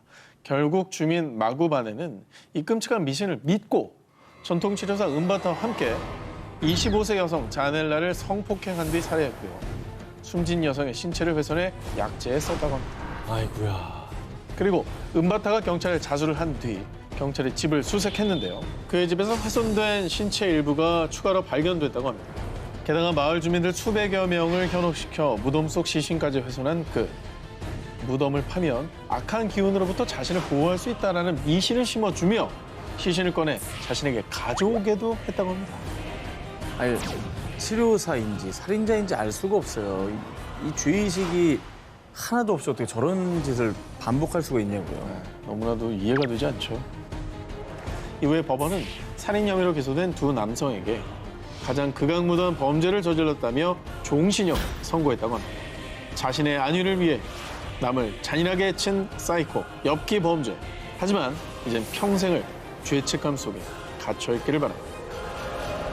결정적 한방 제보 19 18위 공개합니다. 모모의 암수살인 고백의 진실. 2014년 일본 도쿄 경시청에 도착한 한 통의 제보 편지. 그런데 이를 본 수사관들은 경악할 수밖에 없었는데요. 20년 전에 내가 2명의 사람을 더 죽였습니다. 본인의 살인을 제보를 한 거예요? 2명을 더 죽였으면 이미 죽였다는 얘기잖아요. 1명을. 살인 제보 편지를 보낸 사람은 일본 3대 야쿠자 스미 요시카이의 전 보스 야노 오사무. 그는 2003년 권총을 난사해 4명을 살해한 혐의로 이미 복역 중인 사형수였습니다. 그런데 자신이 저지른 살인 외에 경찰도 파악하지 못하고 있던 또 다른 살인 사건을 스스로 제보한 겁니다. 영화 암수살인 약간 내용이랑 비슷한 것 같은데요. 그러게. 일본을 발칵 뒤집은 사형수의 암수살인 자백에 경시청은 범죄 조직 전담반을 투입, 실종자들을 대조해가며 수사에 돌입했고요. 사형수 야노의 제보와 조직원들의 증언을 토대로 사이타마현과 가나가와현 일대를 샅샅이 수색했습니다. 그리고 2년에 걸친 수사 끝에 드디어 2016년 사형수 야노의 말대로 1996년과 98년에 실종됐던 두 남성의 백골 시체를 발견하게 됩니다. 진짜였네. 근데 사형수라고 했었는데 추가 범행이 밝혀지면 이게 어떻게 되는 건가요? 밝혀지면 이게 어떻게 되는 건가요? 그리고 이미 사형을 선고받은 사형수 야노는 이례적으로 2018년 또 다른 살인 사건에 재판을 받게 되는데요. 그런데 내가 죽인 거 아닌데요. 경찰 양반들이 헛다리 짚으셨네. 아유 억울해라. 아유. 재판 과정에서 갑자기 말을 바꾸며 무죄를 주장한 사형수 야노. 그런데 정말 더 뜻밖의 사실은 도쿄 지방법원 재판부는 그에게 무죄를 선고했다는 겁니다. 무슨 얘기야? 시체가 나왔다면서. 그 말을 갑자기 왜 바꾸는 거예요? 너무 뻔뻔하네. 사실 얼마나 많은 경찰이 그 몇 년 동안 수사에 매달리면서 힘들었겠습니까? 사형수 야노가 암수살인을 스스로 제보하고도 무죄를 받은 결정적 이유. 피고인은 사형 집행을 지연시키기 위해 거짓 고백을 할 동기가 충분해 믿을 수가 없다. 재판부는 사형수 야노가 거짓 제보로 수사와 재판을 받는 과정을 통해 사형 집행을 지연시키려 했다고 판단. 그리고 사건이 발생한 지 20년 이상 지나고 사건 관련 관계자가 모두 사망한 데다 발견된 사체만으로는 사망 원인 등을 규명하는 데 한계가 있다고 판단했습니다. 아니 그러면 발견된 시체는 뭐 누구였던 건지 뭐 밝혀졌나요? 지난해 사형수 야노가 숨을 거두며 안타깝게도 누가 두 사람을 죽였는지 그리고 야노가 어떻게 그 사건을 알고 있었는지 사건의 진상은 오리무중인 상황입니다. 어쨌든 뭐 범죄 사실을 알았다는 건데 고인의 죽음을 밝혀주지 못할 망정 이 거짓 제보로 이걸 이용하다니요. 하늘에서라도 제대로 반성하길 그리고 언젠가 반드시 이 사건의 진상이 밝혀지길 바랍니다. 결정적 한방 제보 19 9위 공개합니다. 모모 살인범을 잡은 제보. 2009년 11월 일본 오사카에서 오키나와행 배를 타려던 살인범을 극적으로 검거. 당시 일본 언론들은 무려 2년 7개월 만에 검거된 살인범의 소식을 대대적으로 보도했습니다. 야, 2년 7개월이면 어떻게 이렇게 오래 도망을 다닌 거죠? 그러게. 2007년 3월 살인범 이치하시 다스야는 영국인 영어 강사 린제이 호커를 성폭행하고 살해. 경찰은 이치하시를 검거하기 위해 전담 수사반을 꾸린 뒤 잠복과 대대적인 탐문 수사를 벌였고요. 무려 1,000만 엔, 당시 한화로 약 1억 6천만 원의 현상금을 걸었는데요. 하지만 무려 2년 7개월이나 살인범 이치하시의 흔적을 수사했지만 수많은 허위 제보가 쏟아지고 수탁에 허탕을 치는 등 수사는 미궁으로 빠졌습니다. 그런데 그 2년이 넘는 도둑이 막을 내릴 수 있었던 건 누군가 제보한 한 장의 사진 덕분이었습니다. 누구예요? 이건 뭐죠? 학생증 증명사진 같은 것 같은데? 이치하시는 아니죠? 누구야? 근데 이 한 장의 사진이 결정적인 도움을 줬다니까 난 그게 이해가 안 가는데? 쌍꺼풀과 오뚝한 코, 얇은 입술까지 완전히 다른 인물 같지만 놀랍게도 이건 이치하시 본인의 사진이 맞습니다. 얼굴 바꿨구나. 성형수술? 네, 바로 바꿨네. 도망 다닌다고. 아니 저 눈썹을 어떻게 저렇게까지 바꾸죠? 그렇다면 이게 도대체 어떻게 된 일이냐? 우리 병원에서 수술한 환자가 이치하시 같아요. 사실 이치하시는 경찰의 수사망을 피하기 위해 그동안 얼굴을 성형하며 페이스오프를 감행해왔던 겁니다. 심지어 스스로 바늘과 실로 코를 꿰매고 입술을 자르는 엽기적인 행각까지 벌였습니다. 그리고 2009년 10월 살인범 이치하시가 나고야의 한 성형외과에서 코 수술을 받은 뒤 환자의 차트를 정리하던 의사는 사진 속 이치하시의 볼에서 사마귀 제거 흔적을 발견했는데요. 그리고 과거 그의 볼에 있던 사마귀의 위치와 일치한다는 것을 알아채고 경찰에 제보했던 겁니다. 이거는 의사가 대단했네. 아 잘했네. 자, 경찰은 의사의 제보 덕분에 이치하 씨의 새로운 수배 사진을 배포했고요. 마침내 2009년 11월 10일 배를 타고 도주하려던 이치하 씨를 목격한 한 선박회사 직원의 신고로 그를 검거할 수 있었습니다. 그리고 페이스오프 살인범 이치하 씨는 살인 및 사체 유기 혐의로 무기징역을 선고받았습니다. 뭐 이런 건 영화에서나 있는 일인 줄 알았는데 실제에서 이걸 했다니까 정말 너무 공포스럽다 정말. 결정적 한방 제보 19 8위를 공개합니다. 33년 만에 밝혀진 진실. 2012년 5월 미국 뉴욕의 경찰서. 이미 다 알고 있으니 거짓말할 생각하지 마. 33년 전 그 아이 당신이 죽였잖아. 네, 사실 제가 죽인 게 맞습니다. 근데 궁금해요. 33년이나 숨어있던 범인이 왜 범행을 자백하게 된 건지. 1979년 5월 25일 미국 뉴욕 맨하튼 당시 6살이었던 꼬마 에탄 파츠는 스쿨버스를 타기 위해서 집에서 2블록 떨어진 가까운 버스 정류장으로 향했습니다. 그런데 이후에 감쪽같이 사라진 파츠. 밝은 도심 한복판에서 발생한 아동 실종 사건은 각종 뉴스와 신문 일면에 보도되며 세상에 알려졌고요. 미국 전역을 큰 충격에 빠뜨린 사건이 됐습니다. 그리고 당시 뉴욕 경찰은 물론 FBI까지 나서서 미국 전역에 걸쳐 대대적인 수사를 벌였는데요. 사라진 파츠의 흔적, 범인의 단서는 그 어디에서도 찾을 수가 없었습니다. 아휴, 너무 안타깝네요. 백주대낮에 어떻게 그런 일이 일어나지? 파츠가 실종된 지 4년 만인 1983년에는 당시 로널드 레이건 대통령이 이 파츠의 실종일인 5월 25일을 세계 실종 아동의 날로 선포.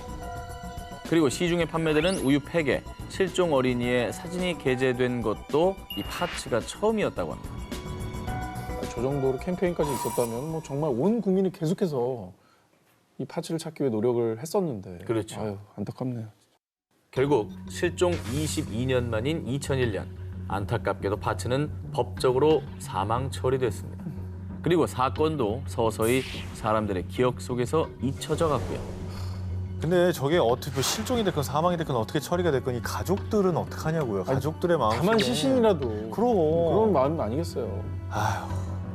그런데 영원히 잊힐 뻔했던 파츠 실종 사건이 다시 수면 위로 드러난 것은 이 사건 발생 31년 뒤 2010년 맨하튼 검찰청에 사일런스 벤스 검사가 새로 부임하면서부터였습니다. 그는 장기 미제 사건이었던 파츠 사건을 재수하기 시작했고요. 얼마 뒤 뉴욕 경찰서로 걸려온 한 통의 전화. 예전에 그가 뉴욕에서 아이를 죽였다고 말한 걸 들은 적이 있어요. 바로 뉴저지에 사는 51세 남성 페드로 에르난데스가 과거 한 아이를 살해했다는 제보였습니다. 제보를 받은 뉴욕 경찰은 즉시 에르난데스를 체포.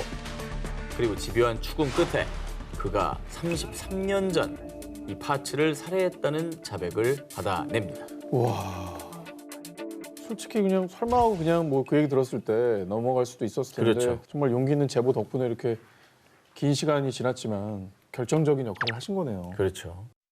결국 에르난데스는 에탄 파츠 살해 혐의로 2017년 종신형을 선고받았습니다. 38년 만에 법의 심판을 받은 살인범을 보며 파츠의 아버지는 이런 소감을 밝혔습니다. 우리 가족은 오랜 기다림 끝에 마침내 정의를 되찾았습니다. 이제야 마음이 놓입니다.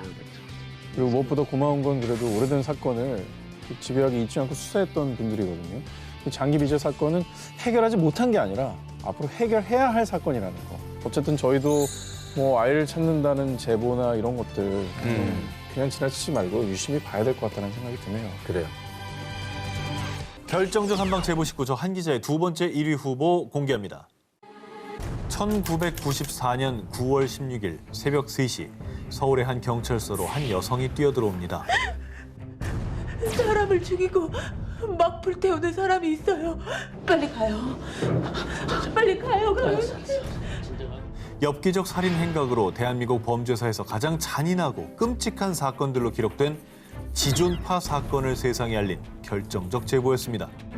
전국 곳곳에서 모두 5명을 살해한 범죄단 일당 6명이 경찰에 검거됐습니다. 참 어린 마음이 되게 충격을 받은 그런 사건이었는데 너무 잔혹해서. 네.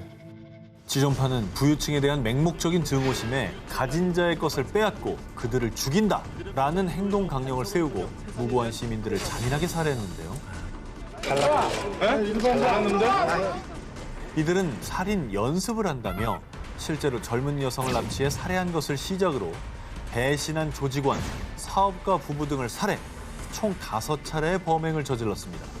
그리고 이들은 납치한 피해자를 감금하고 사체를 소각할 화덕까지 설치한 일명 살인 공장, 비밀 아지트까지 있었는데요. 이해가 안 간다. 1년 3개월 동안 전국을 누비며 잔혹한 범행을 저지른 지존파. 당시 전국 각지에서 잇따라 납치 살인 사건이 발생했지만 경찰은 유력한 용의자를 찾지 못한 상황이었는데요. 그러다 이 여성의 제보로 지난 살인 사건들이 모두 관련이 있고 그 배후에 지존파가 있었다는 것이 밝혀진 겁니다. 지금도 타고 있는 사람이 있을지도 모른다니까요. 그 제보가 아니었으면 지존파 못 잡고 또 더 많은 피해자, 우리가 또 보고 싶지 않은 그 뉴스들이 더 많이 나왔을 수 있어요. 그럴 수 있죠. 결정적 제보를 한 여성, 그녀의 정체는 지존파에게 납치당했다가 극적으로 탈출한 피해자 A씨였습니다. A씨는 지존파에게 납치돼 끔찍한 시간을 보낸 지 8일째 되는 날, 지존파의 일당 중 한 명이 부상을 입자 자신이 간호하겠다며 전남 영광읍 내의 한 병원에 동행했고요.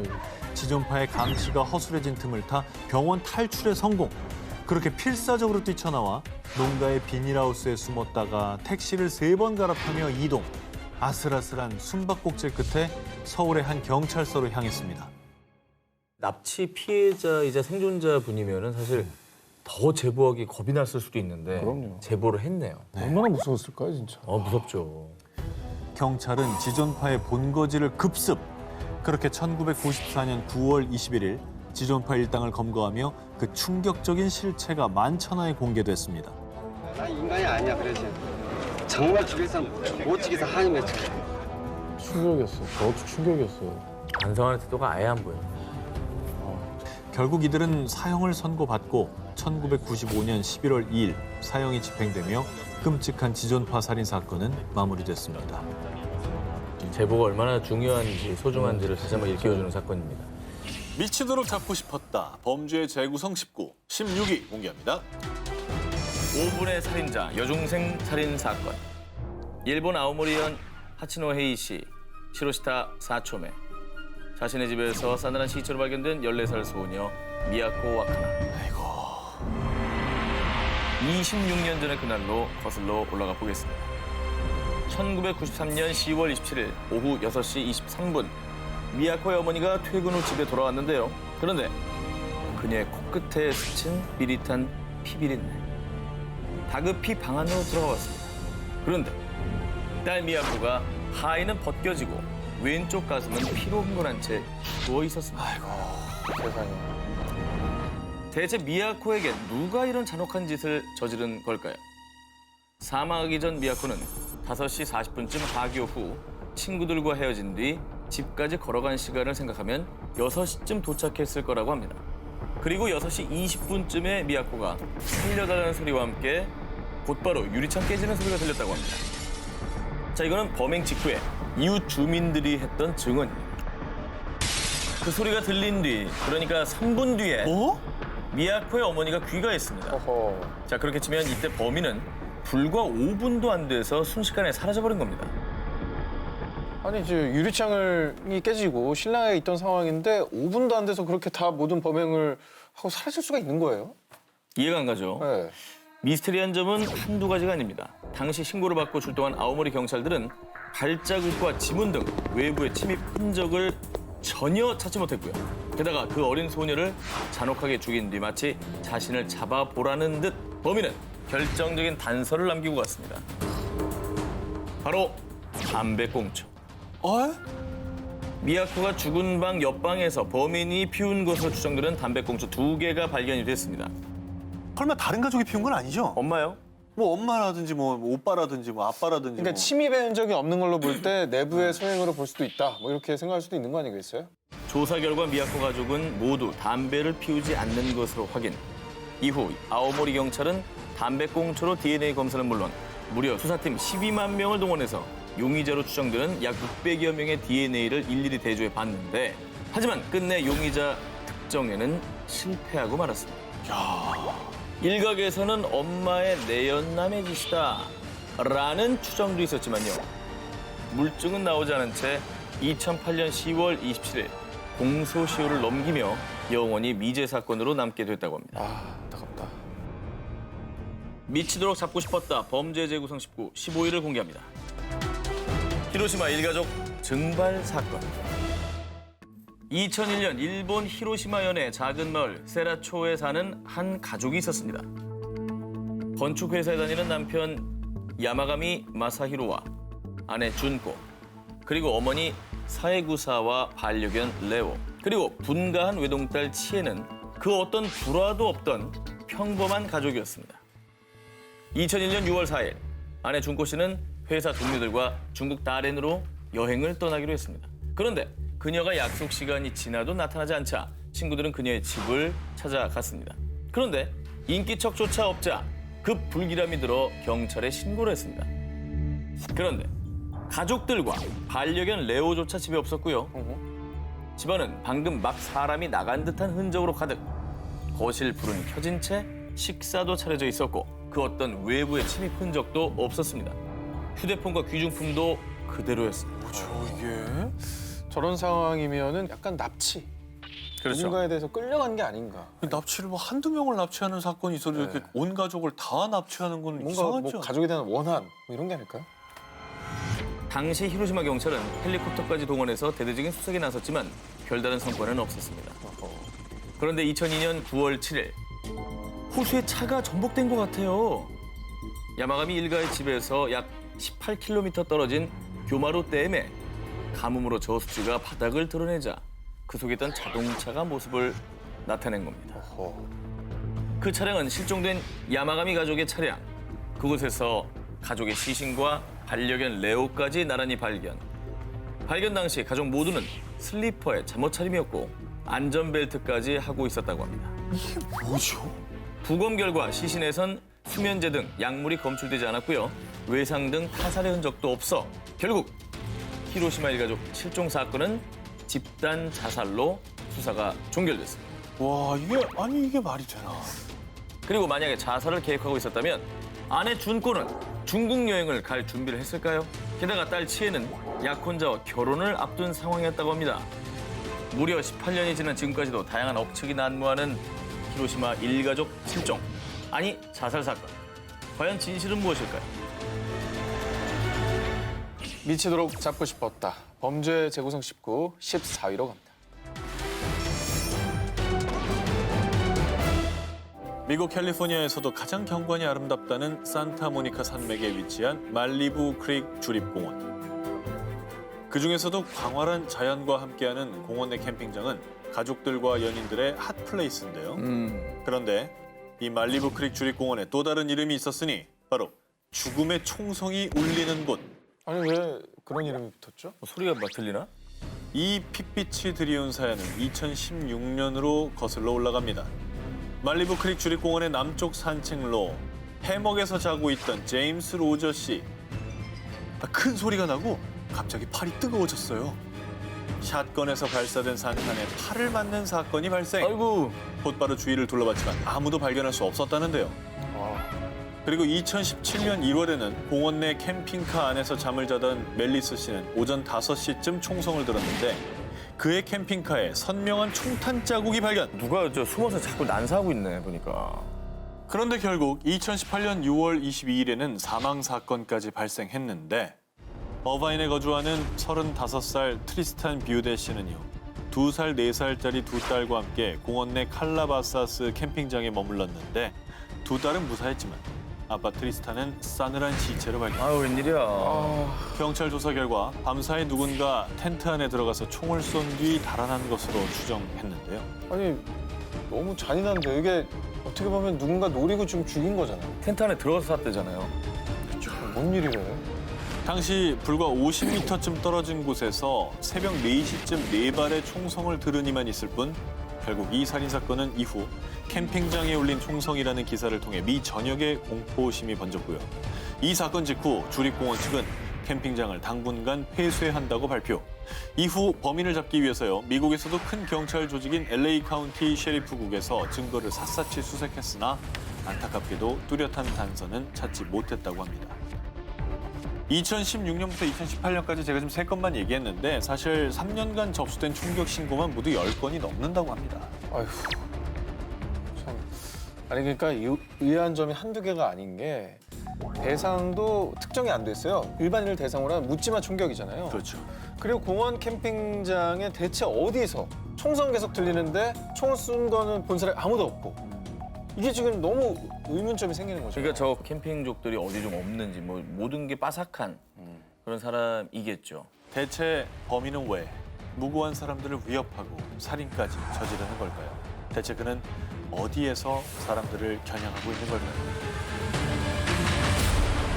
미치도록 잡고 싶었다. 범죄의 재구성 19, 13위 공개합니다.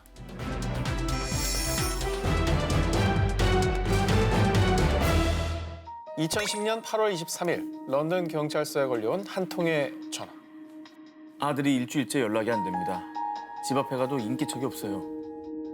자, 이렇게 신고를 받은 경찰들은 문을 따고 그의 집에 들어가 봤습니다. 그런데 아들의 모습은 보이지 않고 대신 화장실 욕조 안에 빨간 스포츠 가방 한 개가 덩그러니, 게다가 자물쇠로 잠겨 있었었는데요. 뭐야? 아 제발 그거 아니길 바랍니다. 영화에서 많이 봤거든요. 저 큰 백, 자물쇠 뭔가 연상이 되는데 그 가방 안에 든 것은 알몸 상태로 숨진 아들 게러스 윌리엄스. 아니길 바랬지만 그 사건이 일어나 버린 거죠. 아니 누가 저런 짓을 했을까요? 게러스 윌리엄스, 그의 정체는 케임브리지대 학생으로 위장한 영국 정보통신본부의 암호 해독 전문가였는데요. 당시에는 영국 정보기관 MI6에 파견된 상태였다고 합니다. 자, 그래서일까요? 그의 죽음을 둘러싸고 수상한 점이 한두 가지가 아니었습니다. 자, 발견 당시 시신은 상처 하나 없이 깨끗했고요. 독극물과 같은 타살 흔적도 전혀 없었습니다. 또 욕조의 가장자리, 가방의 지퍼, 또 집안에 그 어떤 지문과 발자국도 남아있지 않았죠. 심지어는 살해당한 피해자 본인인 윌리엄스의 DNA조차 말입니다. 경찰은 그의 자살 가능성을 확인하기 위해 요가 전문가까지 동원, 실험을 해본 거죠. 하지만 가방 안에 웅크리고 들어가서 지퍼까지는 겨우 닫을 수 있었지만 여기에 스스로 자물쇠까지 잠그는 건 불가능. 게다가 자물쇠 열쇠는 가방 안, 그의 몸 아래 있었기 때문에. 더 의아한 점은 영국 정보기관 MI6에서 윌리엄스의 실종 사실을 가족에게 일주일 뒤에야 알려준 점. 이건 또 뭐죠? 저는 MI6도 의심이 됩니다. 그 정도 전문가들이라면 DNA 지우는 건 일도 아니죠. 또한 그의 MP3 데이터와 통화 기록도 모두 삭제된 점을 두고 게러스 윌리엄스의 여동생은 그가 비밀 정보국 안에 내부 비리를 폭로하려다 살해당한 것이라고 주장을 하는데요. 하지만 무수한 추측만이 계속될 뿐 그 어떤 증거도 사건을 해결할 단서도 나오지 않은 상황. 그는 왜 가방에서 죽음을 맞이했을까요? 자, 다음 특종입니다. 일본의 이 남자 역시 뜻밖의 장소에서 의문의 죽음을 맞이했는데요. 1994년 4월 23일 도쿄의 이노카시라 공원에서 한 청소부는 쓰레기통을 보고 기겁을 하고 맙니다. 쓰레기통에 버려진 비닐 봉지 속에 토막난 사람의 발목이 들어있었기 때문입니다. 경찰들은 곧바로 공원 전체의 쓰레기통을 샅샅이 수색했는데요. 그 결과 공원 내에 있는 7개의 쓰레기통에서 무려 27조각으로 토막난 사체를 발견. 하지만 이 27조각은 전체 시신의 3분의 1에 불과했습니다. 피해자의 머리와 몸통 일부는 아무리 찾아도 보이지 않았는데. 아니 근데 일단은 너무 잔인하거든요. 이건 정말 원한 관계라고 볼 수밖에 없는데요. 네. 저렇게까지 할 필요가 있습니까? 자, 이토록 잔인하게 살해당한 피해자 일단 누구일까요? 네. 경찰은 피해자의 손발과 남아있는 지문 또 DNA를 통해 간신히 신원을 확인할 수 있었습니다. 자, 피해자는 바로 35세 1급 건축사 카와무라 세이치. 이 남자의 죽음을 둘러싼 풀리지 않는 의문점. 대체 누가 어떤 원한이 있어 이런 짓을 저질렀을까? 그리고 그의 사체가 너무나도 일정하게 약 20cm 길이로 토막나 있었는데 공원 쓰레기통 투입구의 크기와 꼭 맞게 잘린다는 점. 이게 미리 유기할 곳까지 다 계획을 해놨다는 거죠. 또한 사체의 혈액은 한 방울도 남김없이 완전히 빠진 상태. 게다가 가장 미스터리한 건 매일 수많은 사람이 오가는 공원에서 어떻게 그 어떤 목격자도 없이 시신을 이렇게 여러 곳의 쓰레기통에 유기할 수 있었던 것일까? 그런데 6개월 후 단서 하나를 찾게 됐는데 사건 당일 공원 근처 편의점에서 쓰레기 봉투를 구입한 남자 2명이 있었다는 겁니다. 자, 곧바로 경찰은 목격담을 토대로 제작한 몽따주를 도쿄 시내 전역에 배포했지만 이 역시 범인을 찾을 수는 없었습니다.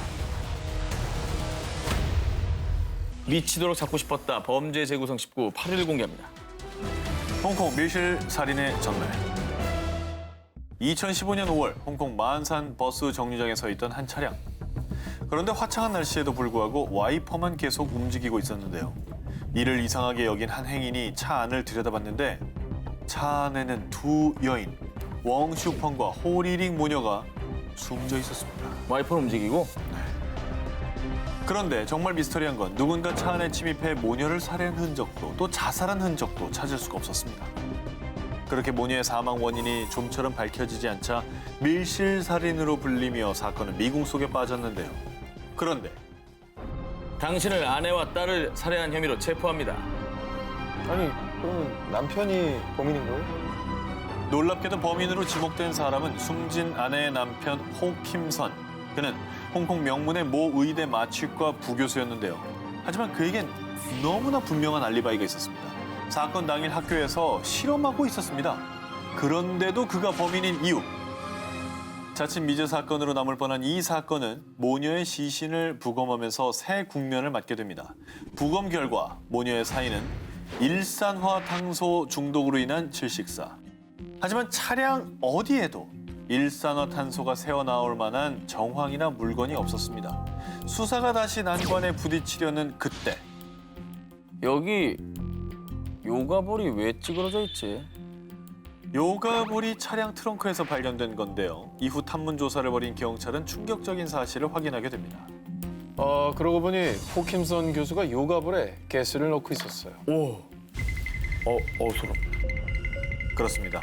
남편 호킴선은 요가볼에 일산화탄소를 넣고 마개를 없앤 뒤 아내와 딸이 타고 있는 차에 넣어둔 거죠. 즉, 밀실 살인 트릭을 쓴 겁니다. 아니, 어떻게 아내랑 딸을 그렇게 죽일 수가 있어요? 야, 진짜 정말 저 진짜 사람이야? 어휴, 인두껍을 쓴 진짜 악마네요. 아니 근데 왜 죽인 겁니까? 왜? 그 이유 좀 얘기해 주세요. 사실 남편 호킴선은 자신의 제자이자 딸의 과외 선생인 한 여성과 불륜 관계였는데요. 이 사실을 알고 있던 아내에게 이혼을 요구했지만 거절당하자 살해하기로 한 겁니다. 그런데 모든 사실이 밝혀졌음에도 우울증을 앓는 아내가 딸과 자살한 거다, 자신은 모르는 일이다 라며 끝까지 뻔뻔하고 이 추악한 변명을 했다고 합니다. 역사를 다시 쓴 세계재판 19, 한 기자의 2번째 1위 후보 특종입니다. 1978년 미국 오하이오주, 엄숙한 분위기 속에 법정에 선 한 남자 윌리엄 스탠리 밀리건. 그는 1년 전 오하이오주의 여대생 3명을 납치한 뒤 성폭행하고 현금을 갈취한 혐의로 기소됐습니다. 이때 피해자들의 증언뿐 아니라 범죄 차량에서 그의 지문까지 발견되며 모든 정황이 확실시 됐는데요. 이제 남은 건 준엄한 법의 심판뿐. 뭐 벌 받아야죠. 형량도 무겁게 때려야죠. 그 말할 나위가 있나요? 그런데 말입니다. 네네. 밀리건 씨의 납치, 성폭행, 금품 갈취 혐의에 대해 무죄를 선고합니다. 뭐야? 증거가 다 나왔는데 왜 무죄예요? 왜 무죄야? 억울한 사람이었나? 그가 무죄 판결을 받게 된 이유! 1977년 납치 및 성폭행 사건으로 체포된 뒤 조사 과정에서 정신검사를 받게 됐는데요. 그런데 아저씨, 제가 왜 여기 있어요? 박사님, 넥타이가 참 멋지네요. 한 자리에서 순식간에 전혀 다른 사람으로 돌변! 또 범행 당시가 전혀 기억나지 않는다며 자해 등 돌발 행동을 하기도 했습니다. 결국 그는 정신건강센터에서 구체적인 검사를 받게 됐는데 검사 결과 밀리건은 해리성 정체 장애, 다중인격 장애를 앓고 있었습니다. 야, 그 영화 아이덴티티에 나왔던 게 이제 현실판이네요. 여기서 모티브를 얻은 겁니다. 그 영화가? 어머. 당시 밀리건의 담당 수사관들은 밀리건이 형량을 줄이기 위해 거짓 연기를 펼친다고 생각했습니다. 그렇지 당연히. 합리적 의심이죠. 예. 그러나 수사하면 할수록 정말 믿기 힘든 그의 능력들이 발견됐습니다. 22살의 영국 남성 아서의 인격이 지배할 때면 수학, 물리학, 의학 박사 지식이 탑재돼 있었고요. 23살의 유고슬라비아인인 레이건으로 변하면 크로아티아어를 자유자재로 구사합니다. 어머. 그리고 그림 실력이 유능한 18살 여성 앨런은 밀리건 속에 각각의 인격들을 그려내기까지 합니다. 아, 무서워. 그렇게 그에게서 발견된 인격은 무려 10개.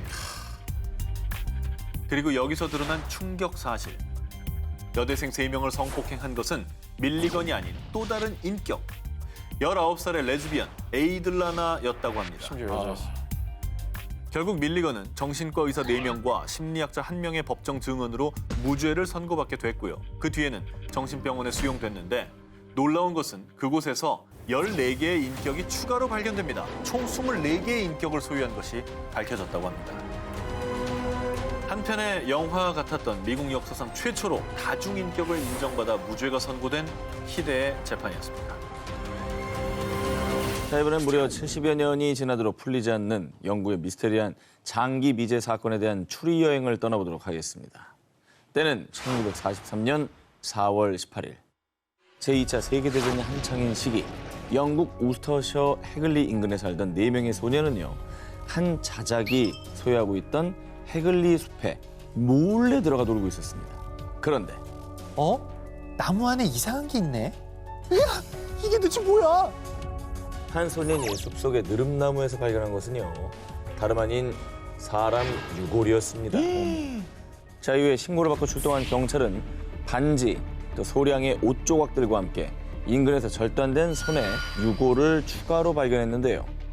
당시 법의학자 제임스 웹스터가 유골을 검사한 결과 유골 주인은 출산 경험이 있는 30대 여성이며 18개월 전에 질식사한 걸로 보입니다.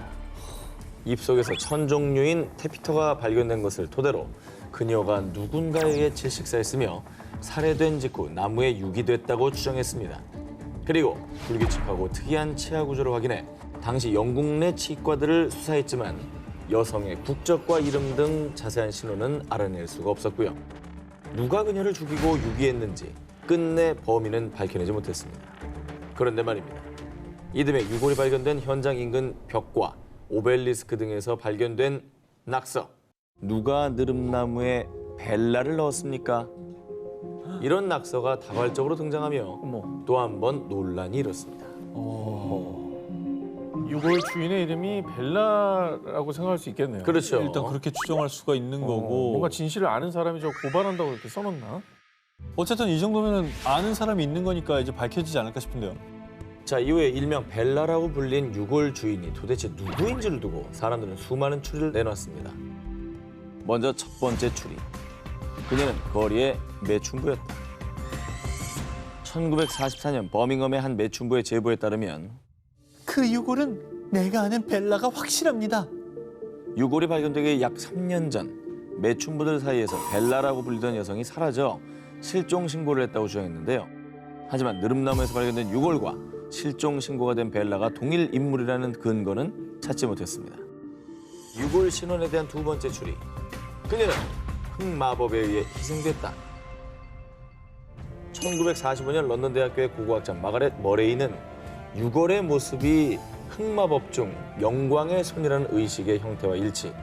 그리고 낙서에 적힌 벨라라는 이름도 흑마법에 사용되는 식물의 고대 이름이라고 주장했습니다. 낙서라는 사람은 뭔가를 알고 있다는 뜻이기도 한데. 그렇죠. 근데 벨라는 그렇게 말하기는 좀 그런 게 그냥 되게 흔한 여자애들 이름이라. 네. 온갖 추리가 쏟아졌지만 전부 사실로 밝혀진 것은 없을 뿐더러 누가 그녀를 나무에 넣었는지 70여 년이 지난 지금까지도 밝혀지지 않고 있습니다. 1977년 1월 4일 일본 도쿄에서 전해진 충격적인 소식. 16세 소년 사망한 채 발견. 공사장 인부 사인은 모모 속 독극물. 두 사람의 사인은 청산 중독이었습니다. 야, 그러면 이 청산가리 같은 무언가를 먹은 거예요, 두 사람 다? 즉사 아니에요, 즉사? 거의 즉사죠. 그죠? 저거는 오래 못 버텨요. 오. 원한에 의한 건가요? 자, 경찰 조사에 따르면요. 16세 소녀는 사망 전날인 1월 3일 시나가와역 인근 공중전화 부스에서 미개봉된 콜라를 발견하게 되는데요. 그런데 다음 날 새벽 1시경 콜라를 마시고 사망.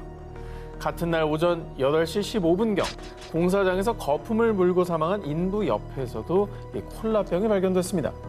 경찰 조사 결과 사망한 인부 역시 인근의 또 다른 공중전화 부스에서 문제 콜라를 주운 것으로 전해졌습니다. 자, 누가 의도적으로 이제 공중전화 부스에 청산을 탄 콜라를 둔 거는 팩트인 것 같은데 아니면 혹시 저 콜라 회사의 앙심을 품고 어떤 그 이미지를 추락시킬 의도로 그렇게 한 건 아니에요? 블랙 컨슈머. 네. 이후 일본 경찰은요. 공중전화 부스의 콜라를 절대 드시지 마시고 발견 즉시 경찰에 신고해 주시기 바랍니다. 시민들에게 이렇게 당부하며 대대적인 수사에 돌입했는데요. 그러나 용의자, 또 범행 동기 등에 대한 그 어떤 증거도 확보하지 못한 채 해당 사건은 불특정 다수를 향한 묻지마 범죄로 추정되며 한순간 일본을 공포로 몰아넣었습니다. 묻지마 범죄인 것 같은데요. 뭐 이렇게 분노, 앙심 이런 것도 없는 것 같고 그냥 얼마나 무서울까 동네 사람들. 다 망해라. 자, 그런데 사건 발생 약 한 달 뒤인 2월 오사카의 한 30대 회사원이 출근 도중 공중전화 부스에서 미개봉 콜라를 발견한 뒤 마셨고요. 결국 의식불명으로 병원에 이송됐는데요.